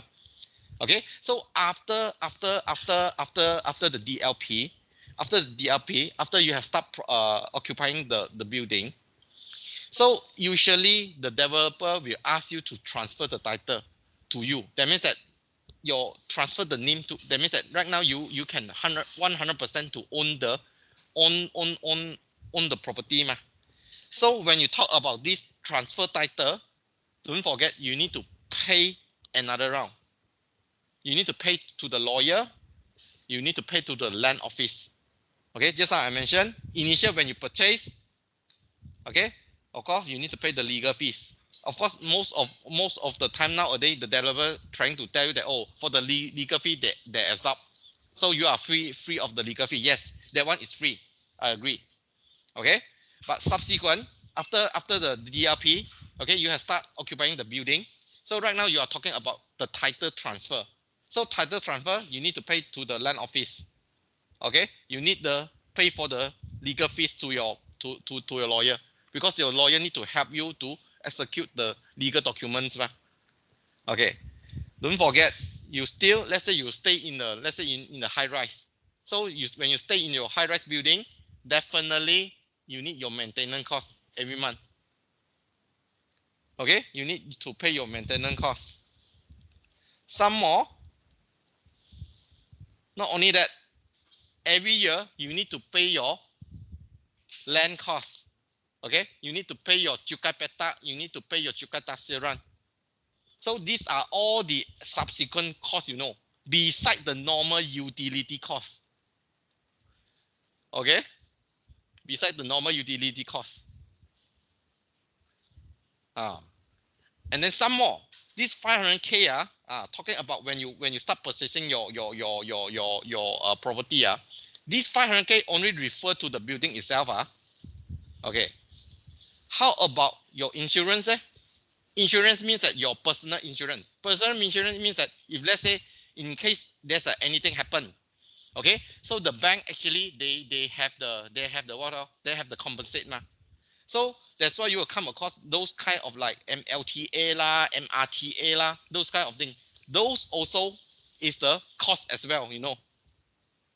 So actually, when you want to buy a building, so all the costs associated lah, actually definitely is more than this, many times. Okay, just some sharing to you all. If let's say next time you have the plan to purchase a property, okay, you need to bear in mind that you need to pay more than that.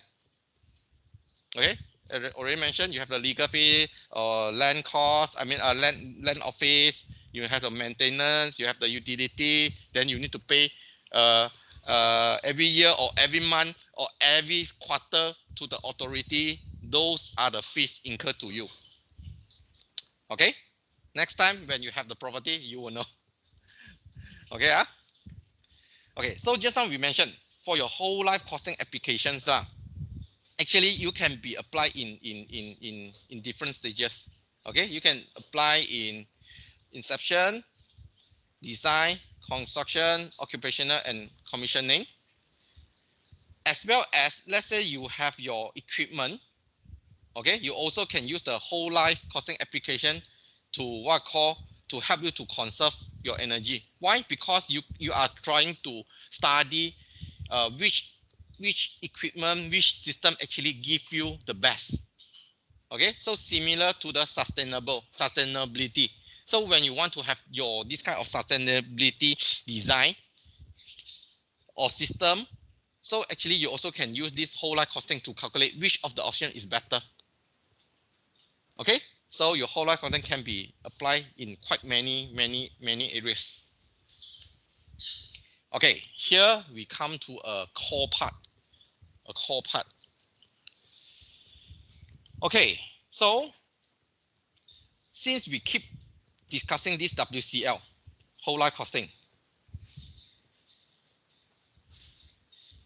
whole life, I think there's a mistake here. This one should be whole life costing. No, whole life costing. This one should be WLC, not WCL. Sorry. Whole life costing, WLC. Okay, it's WLC. Mistake here. Okay, WLC.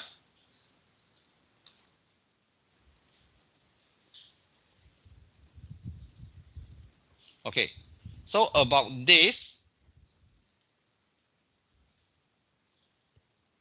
yeah, why this one disturbed? Okay, so we will be looking at this. Okay, so when you talk about WLC, you need to your information needed as well as the source needed. You need to have these four. You need to have these four things. Okay, discount rate, life prediction, cost data, and maintenance of cost data. Okay, we try to see one by one. These are the four important. Okay, we try to see the discount rate. Okay, first, discount rate. Firstly, discount rate. All of you, please don't get a wrong concept. This discount rate is not the discount rate that in your mind. First, I repeat, the discount rate here is not the discount rate that you have in your mind. Because usually when we talk about discount rate, we talk about we want to get some reduction in terms of the cost, correct? Reduction in the cost, you get the discount. The discount rate here does not mean that. Don't get the wrong idea. Okay, so if let's say the discount rate does not mean that, what does this discount rate means? Okay, so this means that actually it's the rate to be applied during the discount exercise. Okay, in order to bring the future cost to a comparable basis. So actually that means that actually it's the rate actually to bring the future cost to current, so that you can compare. This is what the discount rate means. Okay, don't think it's actually it's a discount rate in your mind. That one is two different things. Okay, so usually this discount rate actually it will be related to the client cost of money.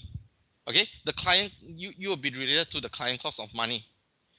Then of course this will be have a impact to your whole life costing, have a profound effect, a great effect. And then actually you need to carefully select the correct discount rate. You need to be carefully select to the correct discount rate.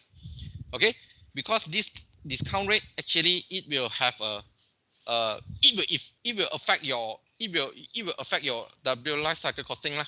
Put it simple. Okay, it is related or associated with the client cost of money. Okay, so here just now we mentioned firstly, we need to have this discount rate, correct? So discount rate, we mentioned, actually it's the rate you need to be applied during this discounting activity, discounting exercise. So right now we are trying to look into what is meant by this discounting technique, discounting activity. Okay, so your discounting technique, actually you need to actually it involve the calculation, involve the total life cycle. This one you already mentioned. Okay, but here that means that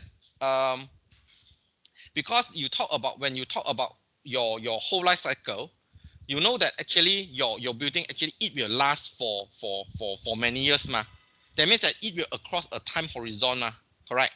So right now you are using this method to bring, to bring all costs so that you can see it as a whole. Okay, you bring all the costs together. Some of these costs actually you are calculated across throughout the whole building life cycle. You bring them all together so that you're able to see, you can compare. Okay, so the discount rate, so these discounting activities, this discount technique, actually it help you to solve one issue. It help you to solve the issue that, okay, the amount spent today is not necessarily comparable to the amount spent at the future. So that means that whatever you spend today might not be equivalent in the future. So in other words, your 1 ringgit today might not be 1 ringgit in the future. Okay, so it can be, let's say for instance, your 100, let's say you're having 100 ringgit today, it can be worth more than 100 in a year later. Okay, or you can have a 100 ringgit today, but end out in future your 100 ringgit is less than 100 ringgit. That means that it can be more or it can be less. So this discounting, actually it help you to solve this complication. Okay, so usually for this discounting technique, we have two methods. Okay, the first one we call it as a net present value method, NPV. So this net present method actually is the most common and the preferred discounting technique lah. These are the most preferred technique. Why? Because all your costs and the revenue, they are calculated to the present value, to the present day value, and then you are total them in a single sum. Okay, so NPV means that all the forecast, the future value, or actually you bring it forward and then you calculate it as the present day value. Okay, so this is the method whereby we will use most of the time. Okay, the other one is the annualized equivalent value method. Okay, this one is similar like the net present value, but just that instead of you calculating the total sum, right now this annualized equivalent value method, you trying to calculate the value in annual basis. Okay, you calculate in the annual basis. Of course, this one we didn't cover lah. We didn't cover in the VM study lah. In the VM here, we only cover the first one only . Okay, but if let's say you are interested to know more about this AEV, this is talking about you present all your value in annual basis. Okay, this is another method. Okay, so although these two methods, they can give you a same result. It can give you the same result, but NPV is more preferable. Why? Because the NPV help you to consider the inflation. Okay, so therefore it's more preferred. Okay, so since right now you're talking about the inflation, you have the inflation, so therefore you need to consider you need to use some formula, because you need to use some mathematical formula to cater the inflations ma. Okay, so as such since right now, rather than using the formula, because formula some maybe it might look complicated a bit, So sometimes rather than we using the formula, we will just directly use the discount factor. Okay. So sometimes rather than we using the formula, we directly use the discount factor. Okay. So when you use the discount factor, actually it comes with a more simple calculation already. So I repeat one more time. So to cover your inflation, talking about your future cost, either you can use the formula. The formula actually you will come across some of the complicated formula. So rather than using the formula, right now I just give you some discount factor. So when you just apply the discount factor, actually it will be more easier. So therefore,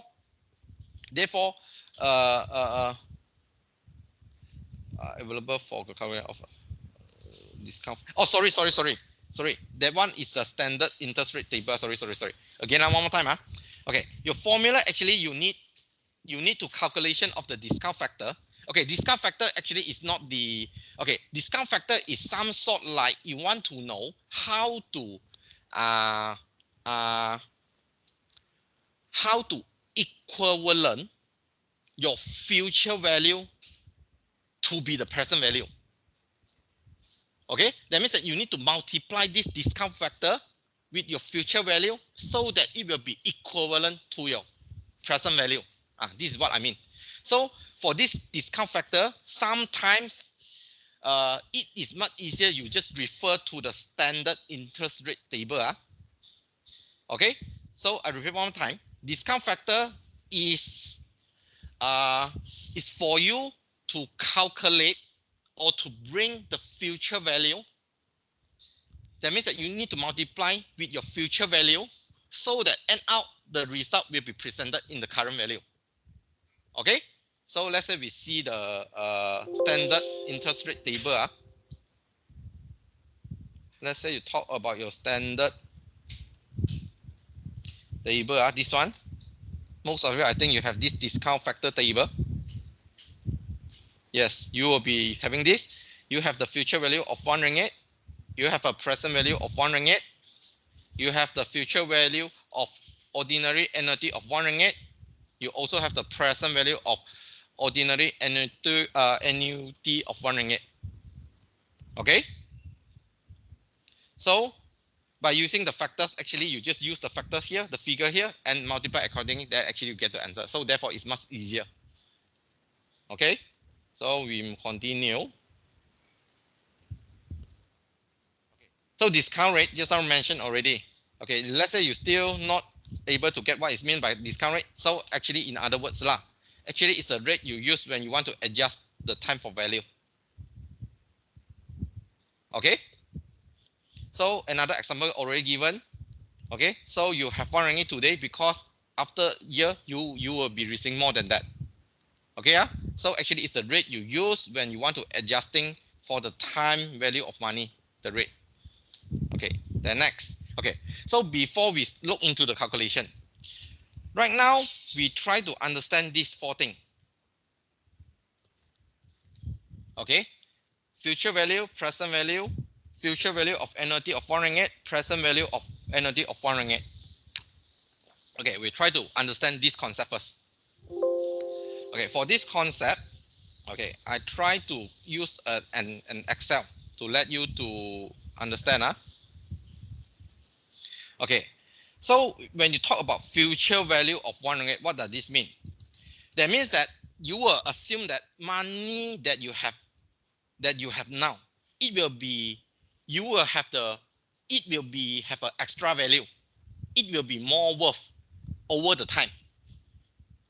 Okay, for example, assuming you place your one-time FD for 5 years.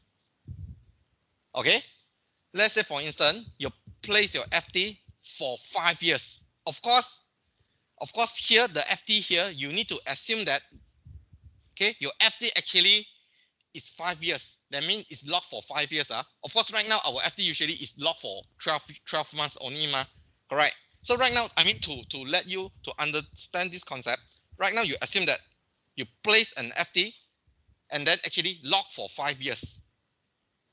Okay, it's locked for 5 years means that it's not saying that okay, I put put in the bank for 1 year, then I don't touch it for 5 years. This is not the concept. The concept is that you directly place your FD lock for 5 years. That means that the bank offer you, okay, you need to you need to place the FD, but it need to be locked for 5 years. Okay, then assuming right now the bank give you 4% interest.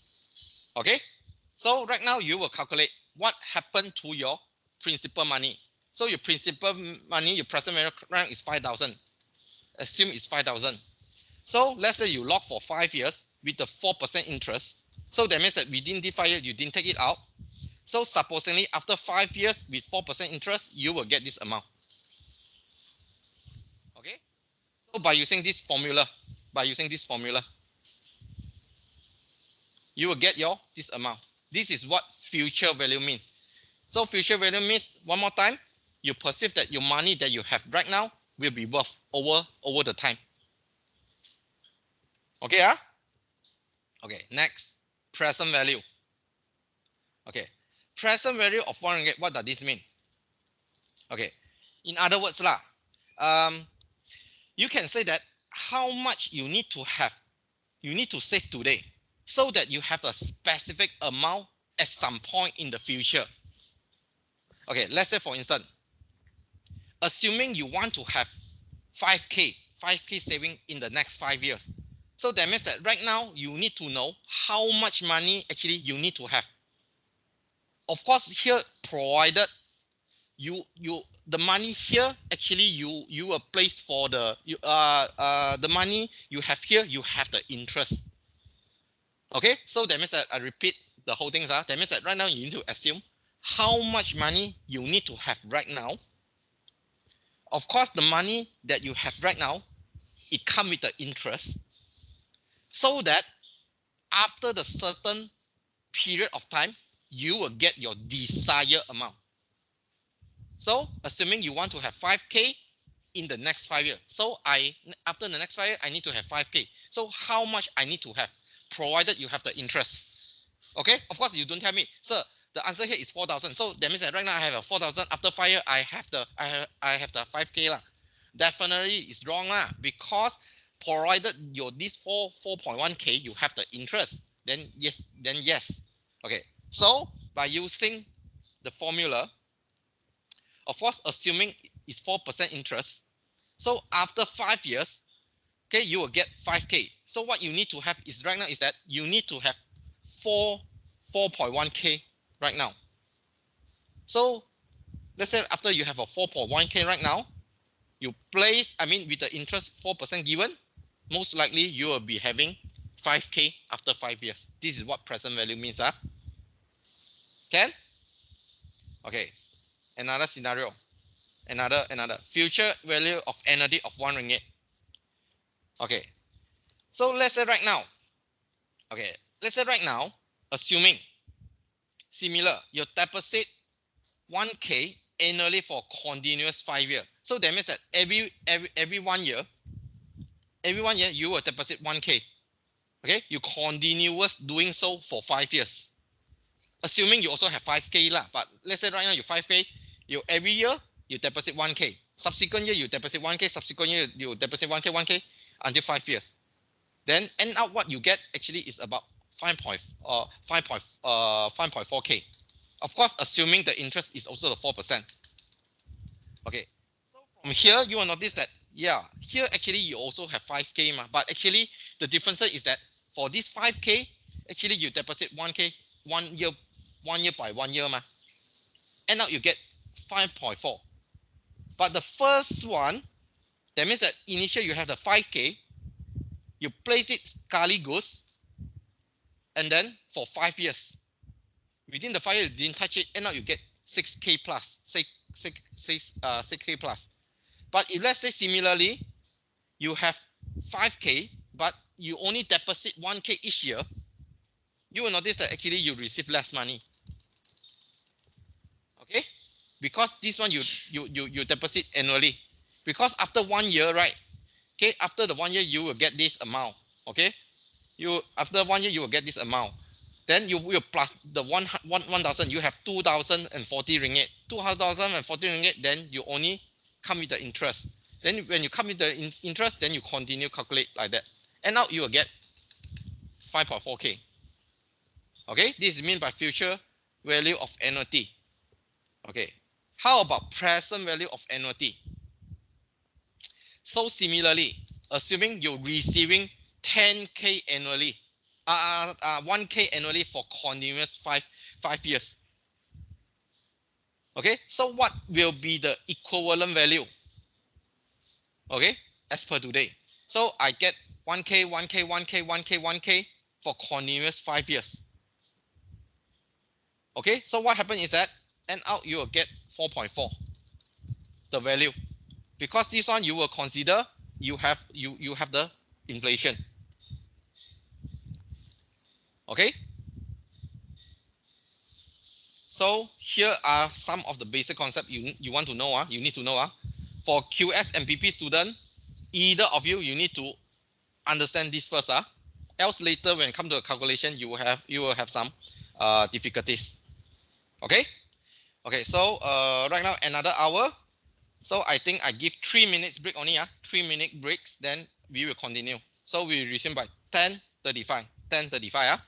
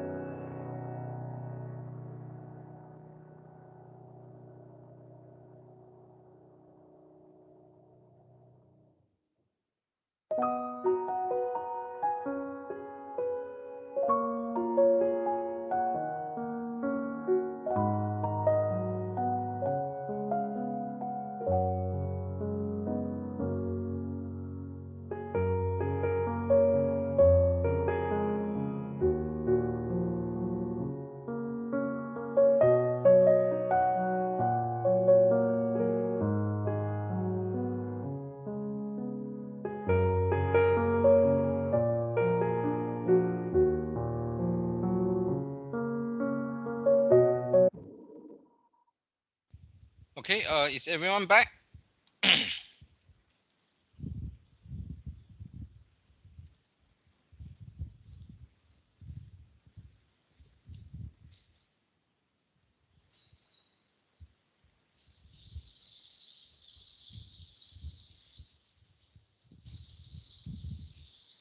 Okay.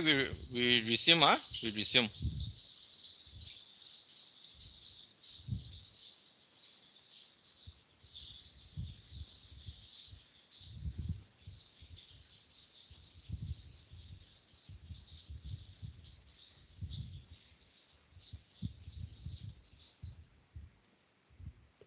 Okay, so just now we have covered the I mean some basic concept of future value, present value, future value of annuity, or present value of annuity. Yeah. Okay, then next. Okay, this one actually has been mentioned. So when you want to present in your whole life costing, you need to present your initial cost. You need to, you need to show your present value of initial cost, present value of the operation cost, present value of the replacement cost. Okay, this has been mentioned. Okay, we look into the one of the example. So everyone, you need to pay attention for this part. Okay, so assuming the discount rate to be used is 10%. Okay, so discount rate, just I mentioned, is the rate to adjust for the time across the time horizon. Okay, so assuming it's 10%. So the facility life is determined to be 10 years. That means that your facility is, your is expected to be 10 years only. Okay, and then these are the costs given. Okay, so you have your initial cost.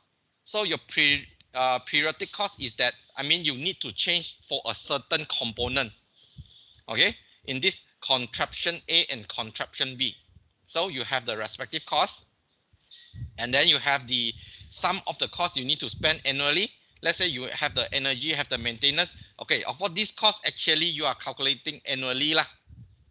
Okay, because your energy, that means that assuming throughout the 10 years, okay, this contraption and condensation A and condensation B, they need to use the energy, need to use the electrical and the maintenance. So these two you are calculating in the annual.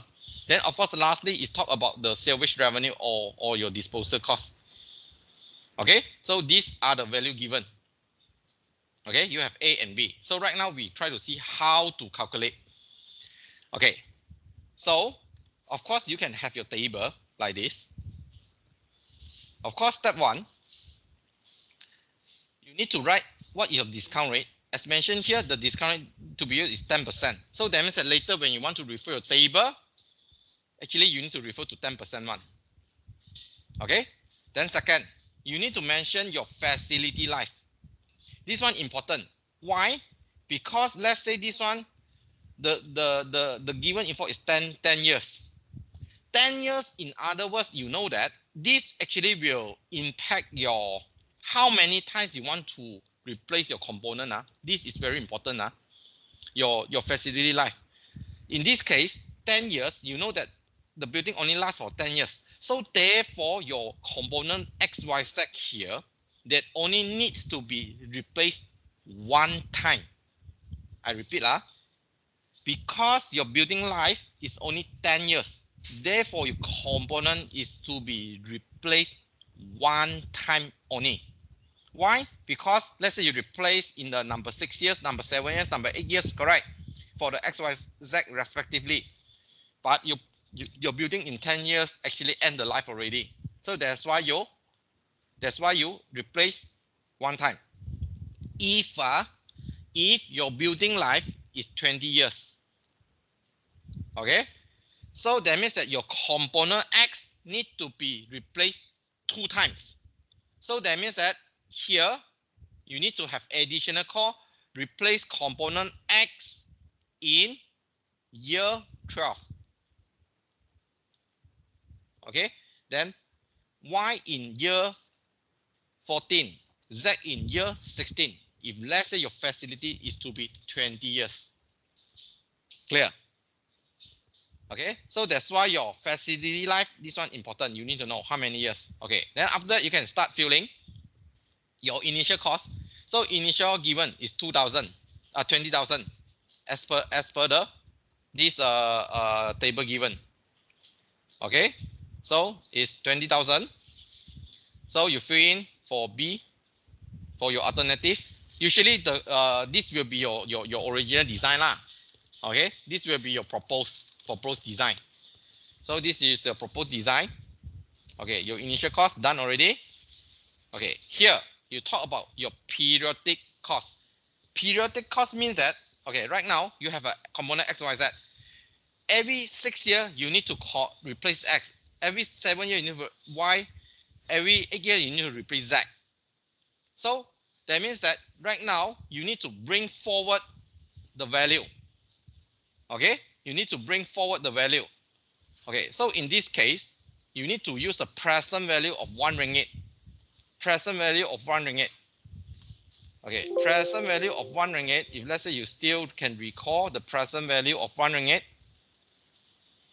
so that means that according to this here, you need to replace your item. That means that in number 6 or number 6 and 7 and 8 years, correct? And then the 6 and 7 years, you need to 3,000, 2,000, and 1,005, correct? So this is a like let's say in 6 years, I need to have 3,000. I need to have 3,000. And then, so what are the amount I need to have right now? So therefore, for this table, you are using the present value. Okay, so you are using the present value. So 3,000, how I get this present value factor? You need to refer to your table.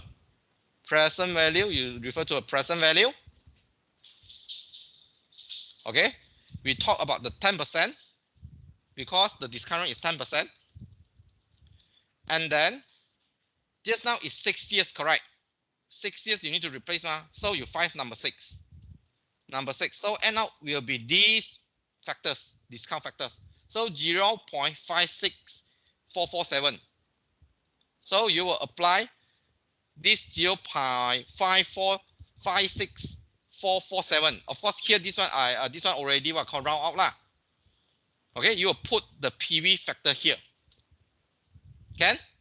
So similar, another example, 7 years. So you will refer to 7 years. Okay, the bottom one. So that means is 0.51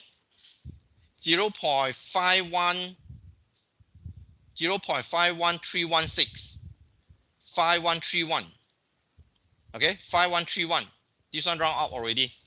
Okay, so you apply the factors. So that means that right now you will notice that, okay, right now for contraption B, for component X, because component X is only for contraption B, correct? So you need 1,600 right now, about 1.7K right now, in order for you to have 3,000 in the 6 year. Okay, so you were using the present value. Okay, after that, okay, you also have the annual cost, just now we mentioned.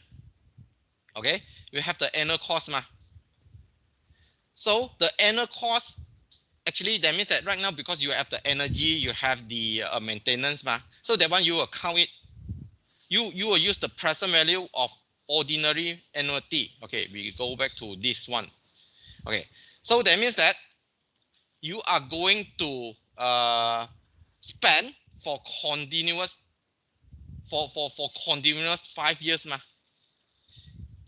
okay, you are continuous to spend for continuous 5 years, so similarly here, okay, you are going to spend this 1,005, okay, for continuous 5 years. So therefore you will use the present value of annuity of ordinary annuity of 1 ringgit. Similar, you just refer to the table D, if not mistaken.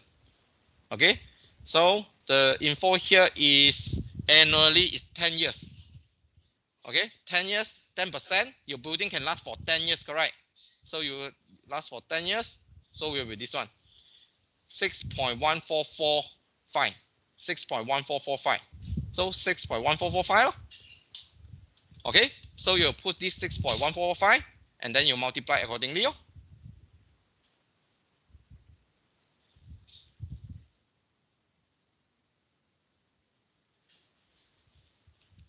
Okay, so you multiply accordingly. So end out, of course, the lastly, you have the salvage value lah. Salvage is similar, is like your scrap value, okay, you have your scrap value. Scrap value already mentioned. Scrap value is the additional, is the positive to your I mean, it give you money, so therefore this one you will minus rather than you add. Okay, so after that you just total up. So you total up, you minus this one, you will get this. So similar for B. So end out, you can conclude that contraction B is better than A because contraction A actually is better than contraction B. Why? Because contraction A, the whole life cycle actually is lesser. Okay, after that you can make the conclusion. A actually is better than B. Why? Because A, the life cycle costing actually the whole life costing is lower than the B. Okay.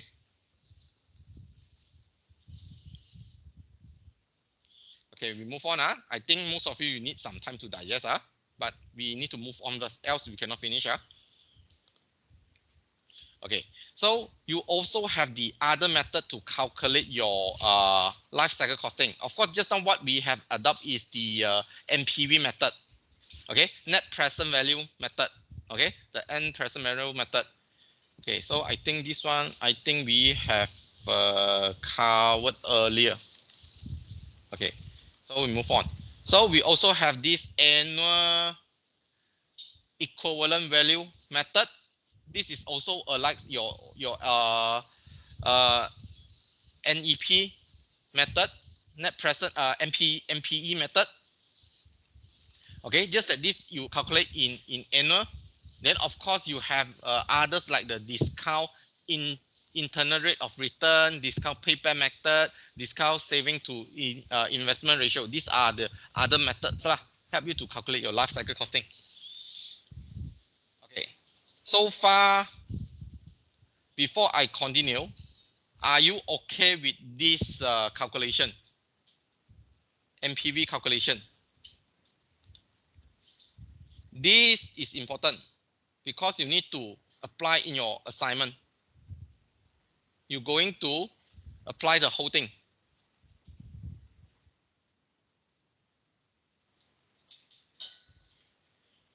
Okay? You apply the whole thing. Okay, we move on. Okay, so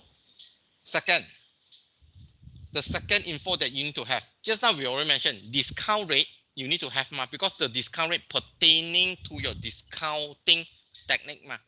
So firstly, you need to get your discount rate.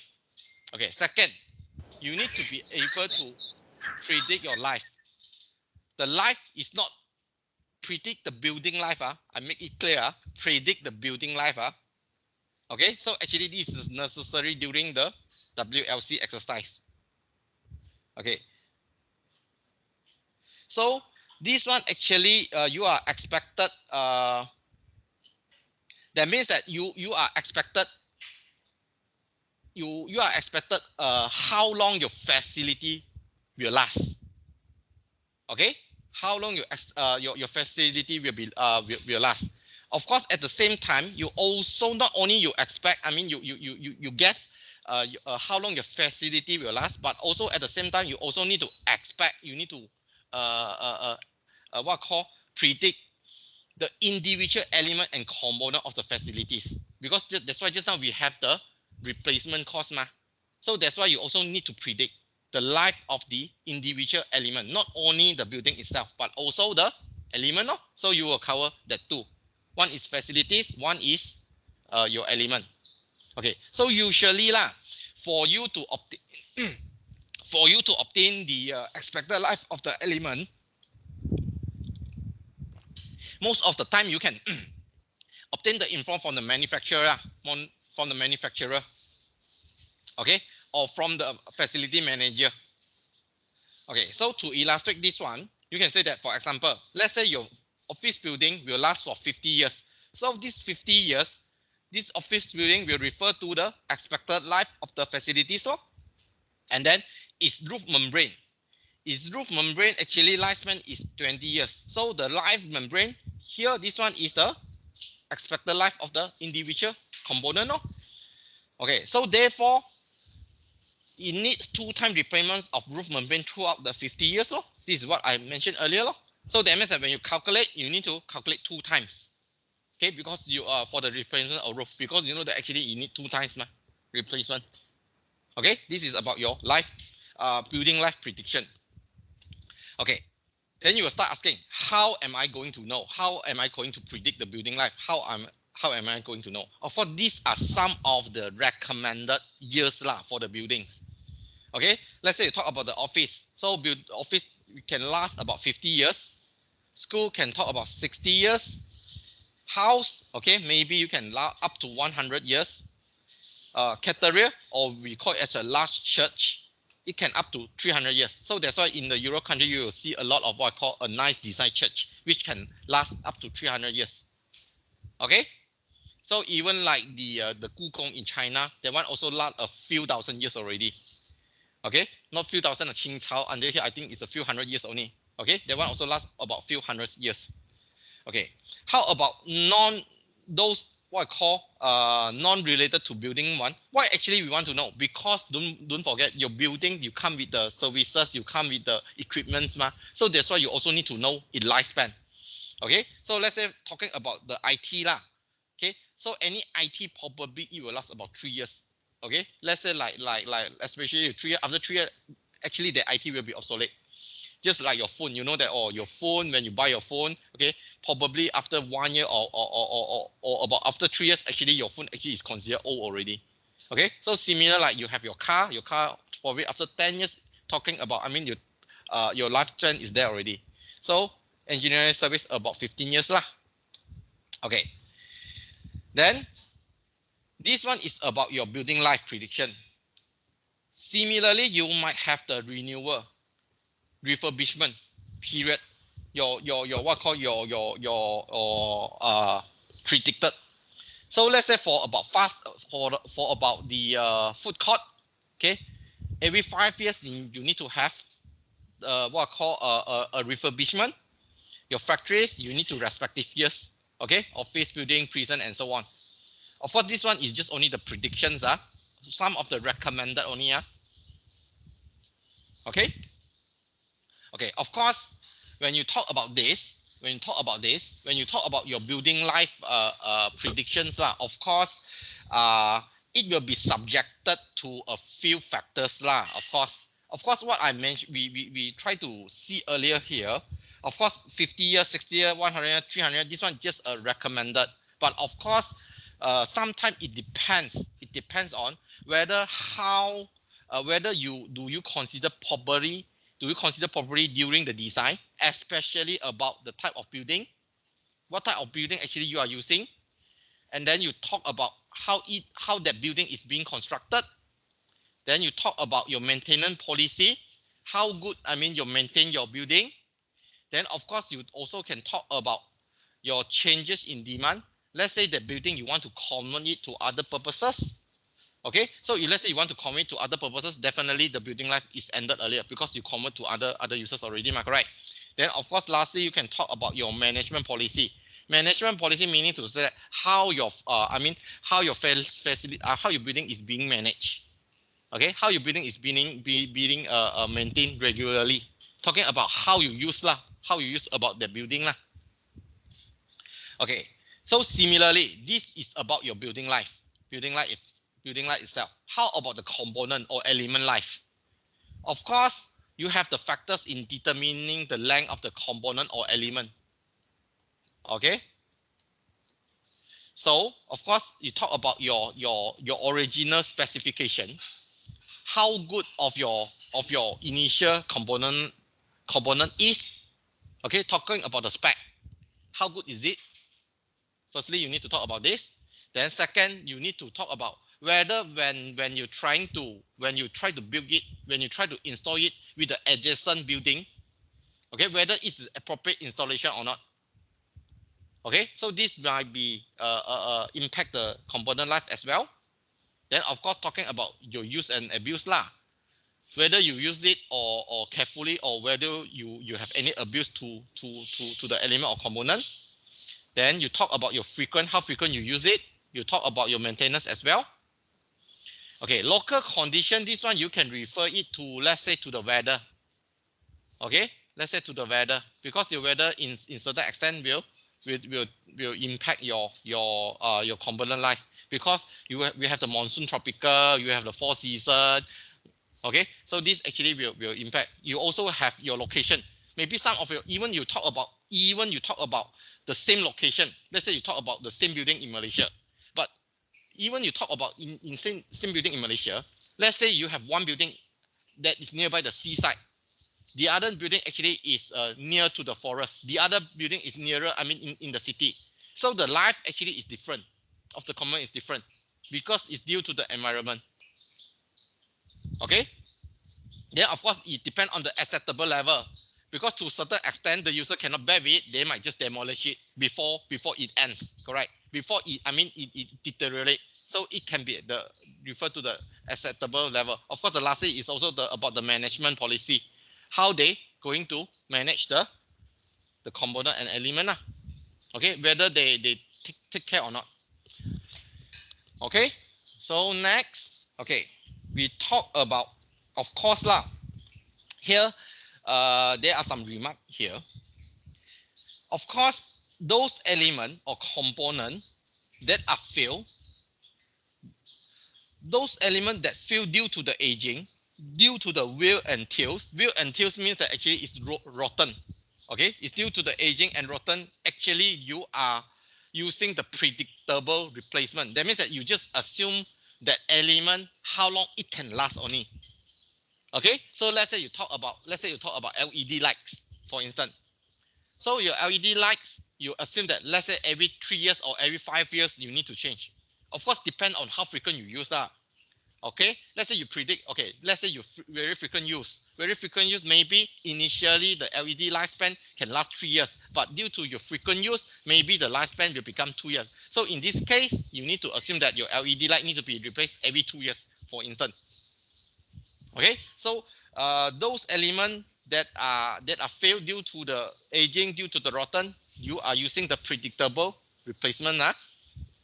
Okay, then of course, sometimes the damage to your element, to your component, sometimes is due to like what I call due to the natural condition. Let's say by extreme weather or due to any accidental damage or accident. So this kind of factors or issue, right? Actually, you only can use the probability to determine. No?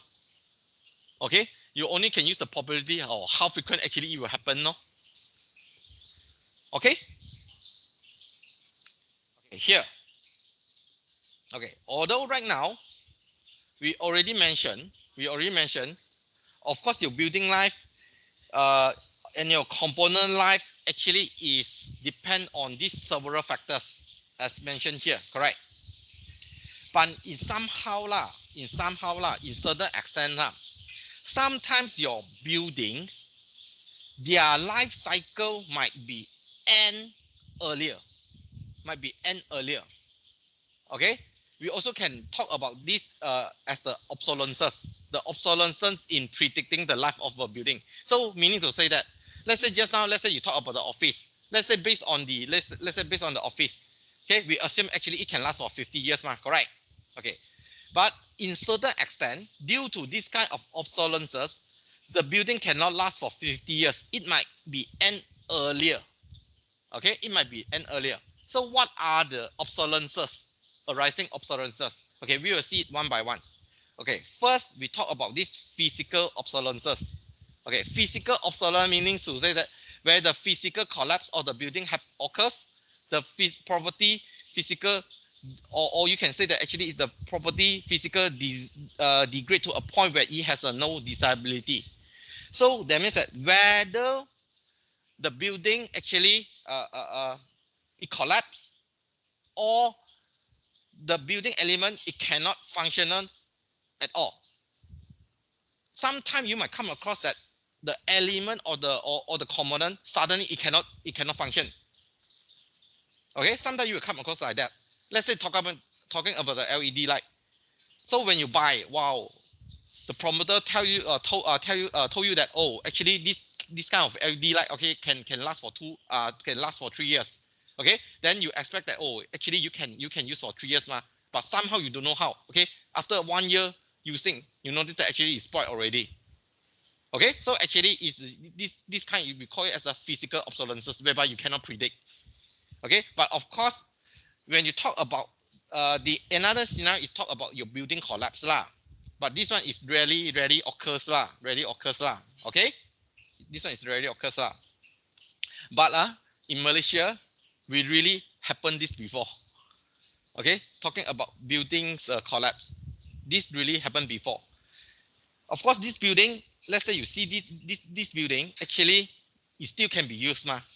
But due to the physical collapse, right now it has to end the life cycle earlier ma, correct?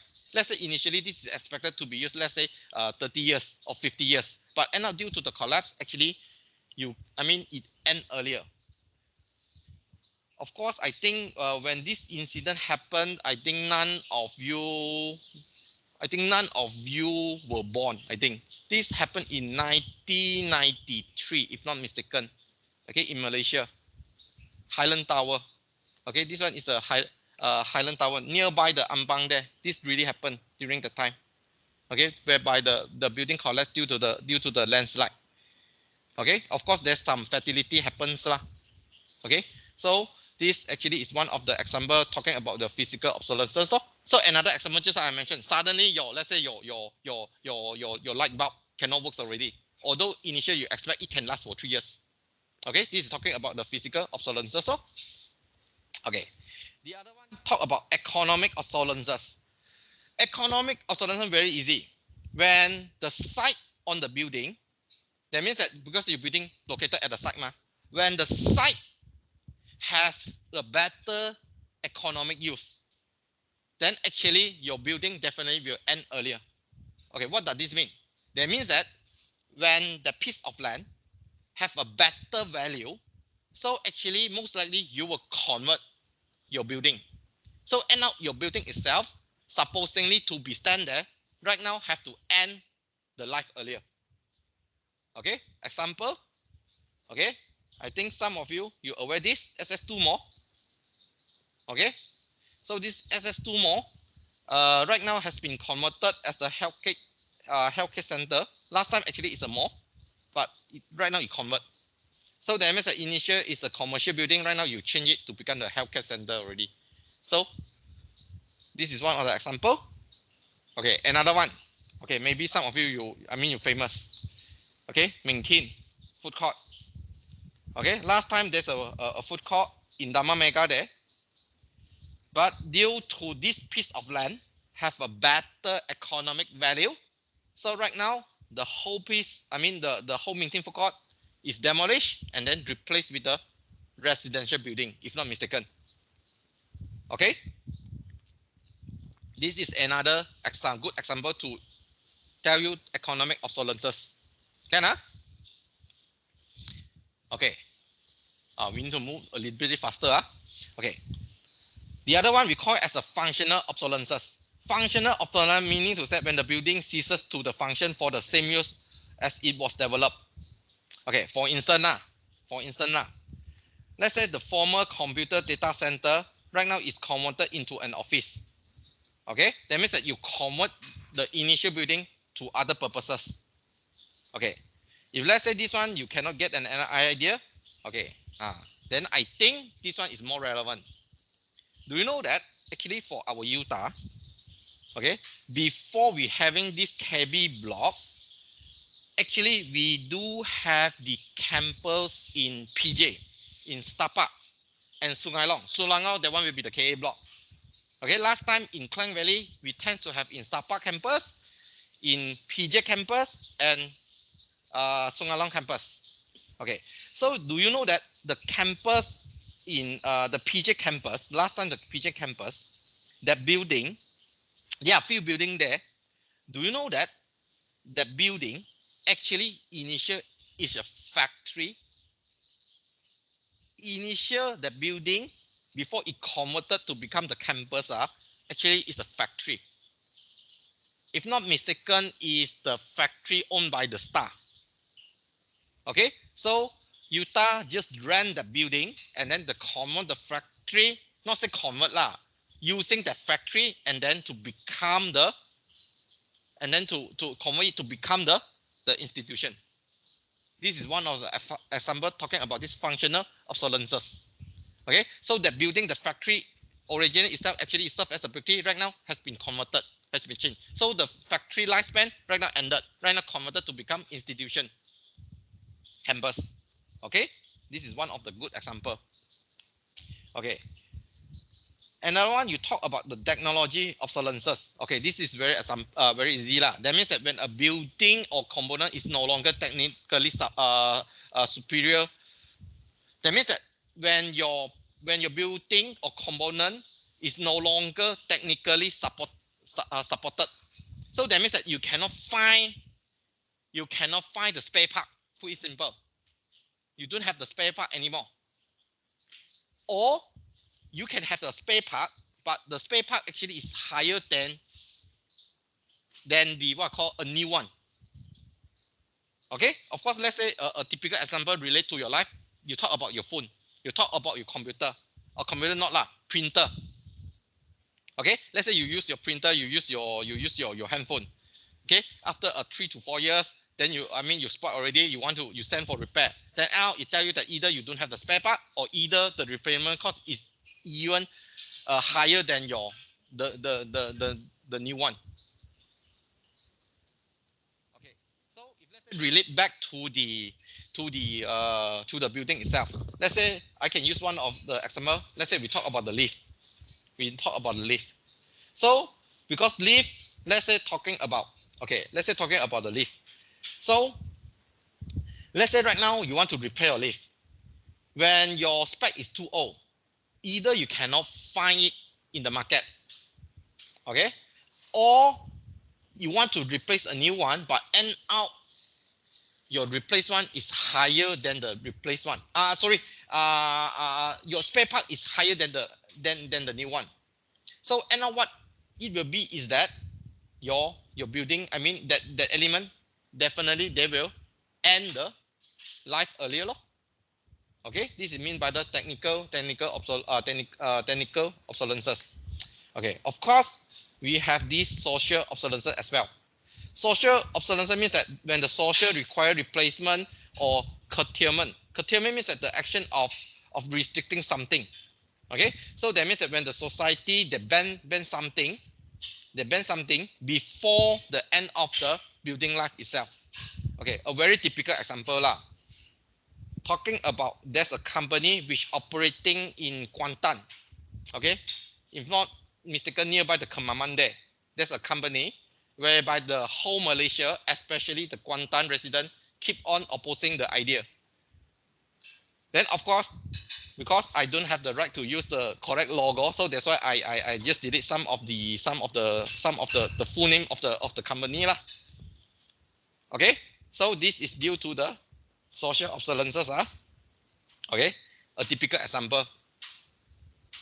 Okay, last one is talk about the legal obsolescence. Legal obsolescence is that something that is banned by considering the in term of related to the law.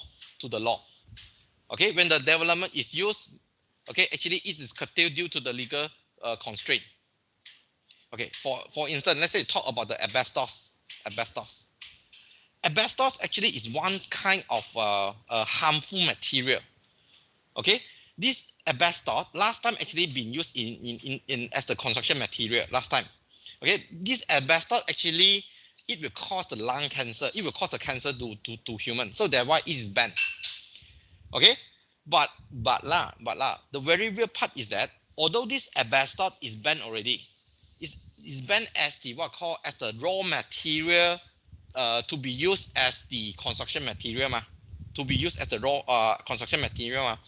But very real part is that nowadays actually we still find a lot of building material whereby the ingredients, the ingredient of the materials actually is one of the one of the ingredient actually is asbestos. This is something very, very weird. For instance, let's say you talk about your plaster ceiling, your ceiling board and so on, right? Actually, the asbestos actually is one. I'm not saying that the entire building ceiling board is the asbestos. No, I'm not meaning that. What I mean is that one of the ingredient inside, I mean in your blaster board, in your ceiling board, is the asbestos. Similarly, you also can find in the roof, okay, in the roof, some of the roof covering, some of the piping, actually whereby the asbestos actually still being used as one of the element. This is the weird part lah. Okay, why I say weird? Because we know that asbestos actually is harmful, actually is banned, but right now they still can become one of the ingredient. Okay, next we talk about cost data. Okay, so just now we have talked about your building life prediction. We have talked about your discount rate. So next we talk about your cost data. Okay, so cost data actually is for you to what I call to be presented in your world life costing ma. Okay, so under this cost data you have the one-off expenditure and ongoing annual expenditure. What is mean by one-off expenditure? Of course, one-off expenditure, you can say that just like your initial cost of your construction. Okay, just like your initial cost of your construction. Oh no, this one later. I only explain what is mean by one-off and ongoing. Oh, here, correct. Okay, so one-off here is mean by like the initial cost of the construction. Let's say cost data for capital expenditure involved with initial cost or the replacement not may be obtained. Oh, okay, here again one more time. So your cost data, you have one-off, you also have the ongoing. So your cost data for the capital expenditure, usually you involve your initial cost, you also involve your replacement cost. Okay, so your initial cost and your replacement cost, you need to get it from the database, so either from the QS or the engineering firm. So okay, so what is mean by one-off expenditure? One-off expenditure is like those scarly goods you pay one. Okay, you can refer it as the initial cost law. Then how about ongoing annual cost? Ongoing annual cost is like those recurring costs that happen during the interval period. Let's say your maintenance cost, let's say your cleaning cost, let's say your operating cost. That one you can say that one is the ongoing cost lah. Of course, ongoing annual cost, this ongoing cost, it happens annually lah. For instance, like the fuel. Okay, like the fuel. Like your electricity, you can calculate in annual. Okay, of course, like the staffing, okay, your staff, your insurance, your commercial rate, this one also you'll be calculated in annual lah. Okay, of course, talking about when you want to obtain this kind of data, let's say you want to obtain the cost for fuel, the best way is that you try to get it from the client. Okay, you try to get it from the client. Then of course, let's say the client don't have, okay, of course you can get it from the related supplier or the related organization. Okay, then of course the staffing cost, insurance and so on, you can get it from client. Okay, the cost data here actually is to trying to link where actually you can refer to this kind of cost data lah. Okay, so your cost data, either you can get it from first QS firm or engineering firm or publish data source, or you can get it from client or supplier or related professional bodies. Later we will see actually. Okay, somehow not only the cost data, the other thing you need to you need to know about is the maintenance of the cost data. Maintenance of the cost data meaning to say that not only the cost data for your ongoing cost, not only the cost data for your initial cost, but you also concerning with the cost what I call your maintenance cost data. Correct, because the most difficult is to obtain, most difficult to obtain is to predict the level of maintenance required for different components. Because your different components, you have a different maintenance level, effort. So therefore, right now, usually many owners or many client, they try to incorporate building management system. That means that they try to incorporate facility management into their project as well. Okay, so when they try to incorporate this facility management, one of the way is that they can have some of the devices, recording devices, okay, which help you to capture the, let's say, the utility rate, okay, we give you some of the data, and then out this kind of data, right? Actually, it can give you some what I call to maintain the maintenance cost data. The maintenance cost data. Okay. So your maintenance cost data. Okay. So I think here I need to make clear. I think the slide here should be the maintenance. Should be maintenance cost data. It's not maintenance of cost data. Okay. I double check one more time. It should be the maintenance cost data. Maintenance of cost.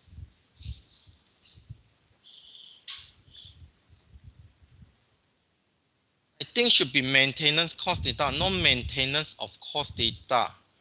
What is maintenance cost data? Okay, maintenance cost data is those data. That means that is the data you need it for the maintenance, Maintenance, just if let's say with the word off, that means that you trying to monitor your cost data, You keep well of your cost data. That one is maintenance, Maintenance of cost data, So this one I think should be the maintenance cost data. Maintenance cost data. This one some typo here. You need to change. Okay. So I think should be the maintenance cost data. Okay, so how you actually can look for your maintenance cost data as well as your cost data. Cost data most likely refer to your, let's say, talking about your one-off expenditure, talking about your building costs and so on. Okay, so whereas your maintenance cost data is like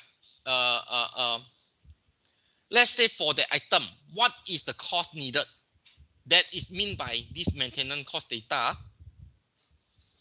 Okay, so right now you know that you have two kind. I mean, you have a different type of cost data. So what are the possible source you can look for? Of course, firstly, you can look for the product manufacturer. You can ask them. Second, let's say talking about the cost data, you can refer to this building cost information service. This one you can refer to the cost data. Okay, in Malaysia, we have the Building Cost Information Service Malaysia. Okay, run by the CIDB. You also have the national. This one Building Cost Information Service Malaysia. This one is run by the RISM. National Construction Cost Center. This one is run by the CIDB. You also have the construction handbook. You also have your company database.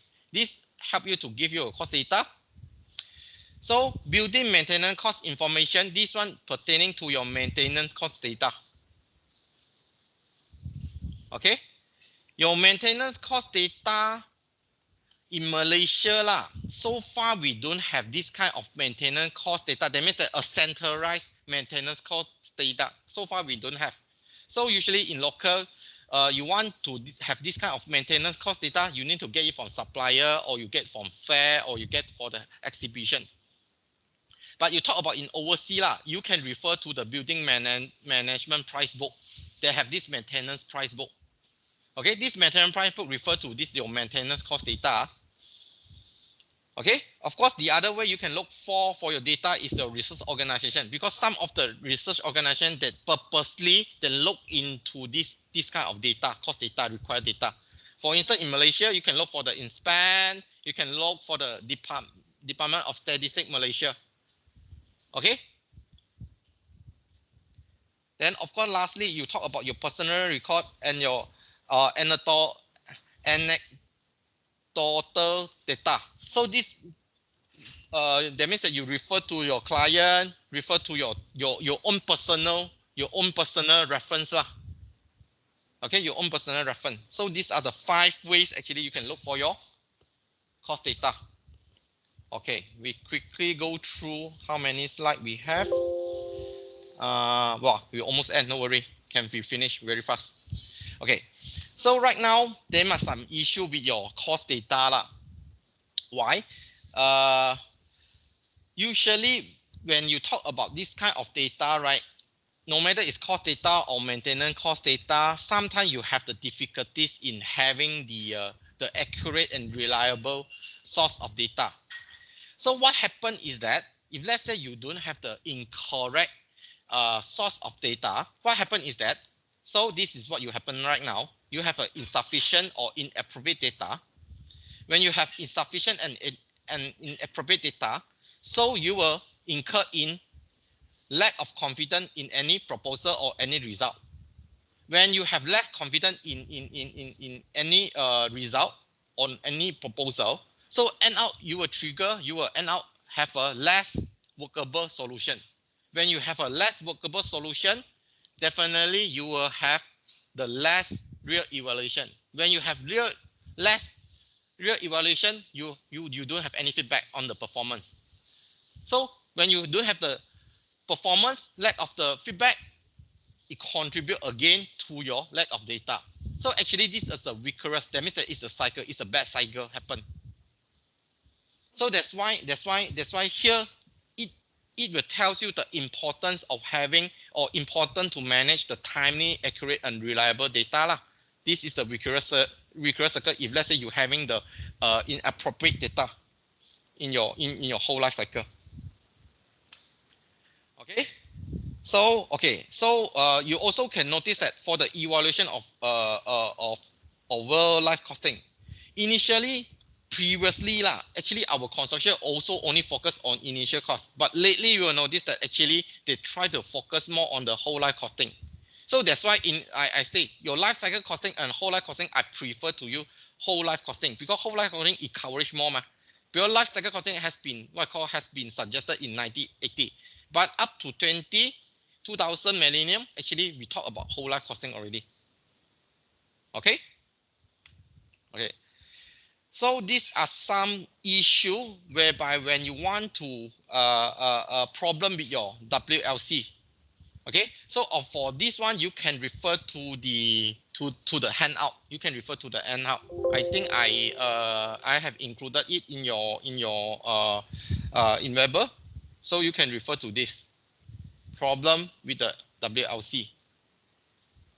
Okay, you can read it yourself later.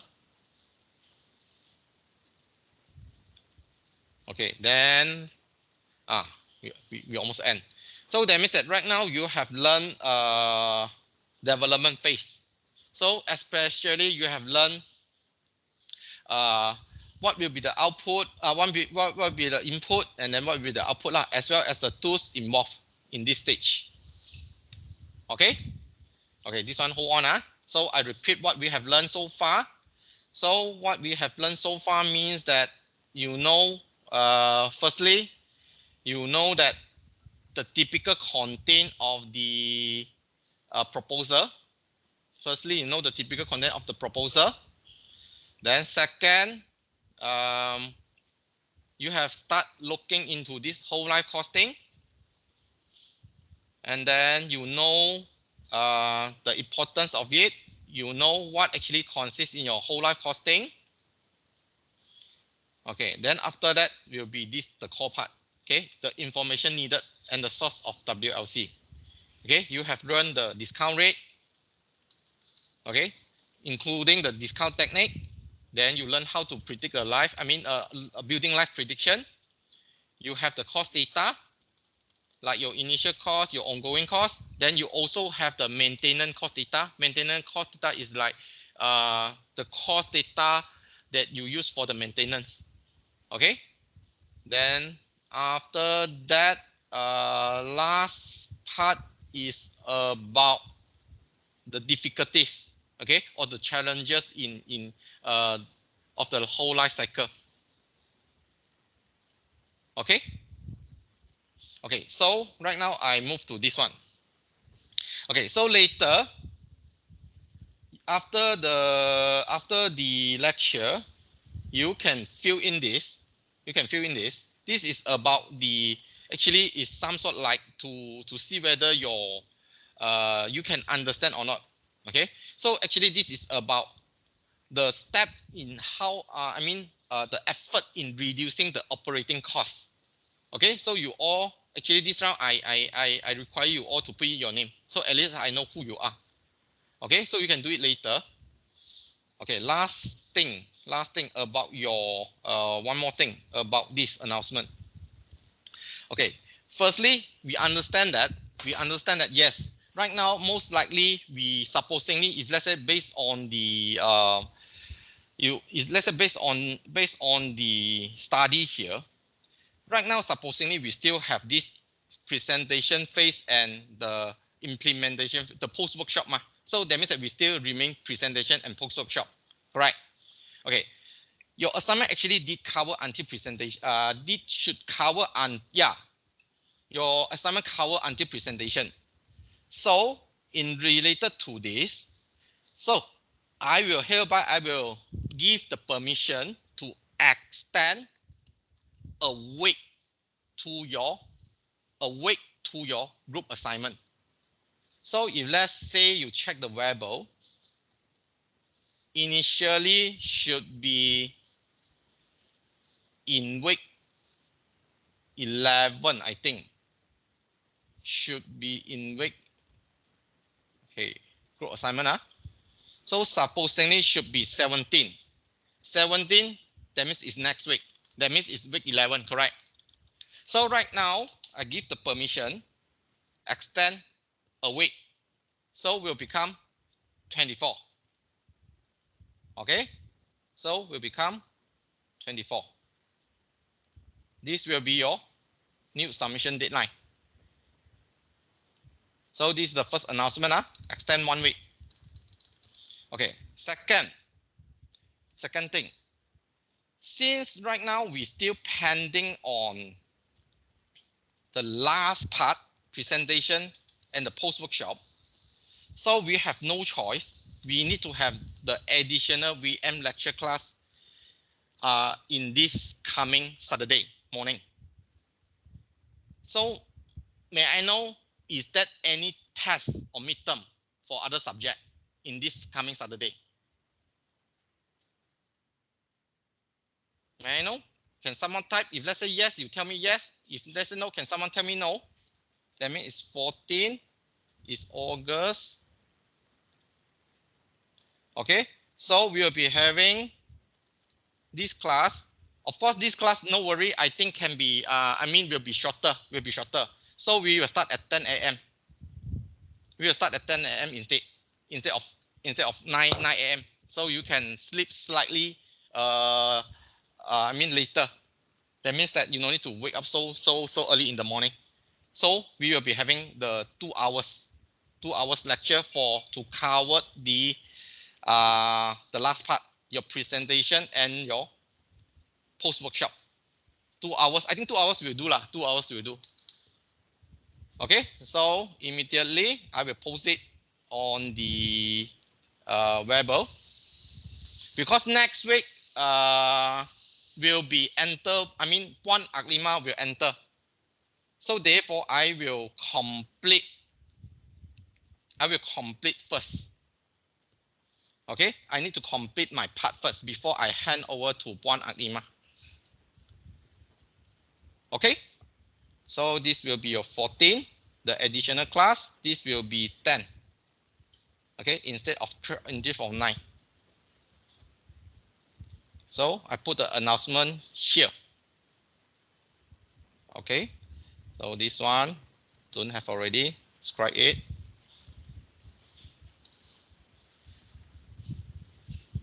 Okay, so we'll be having the additional lecture class Saturday.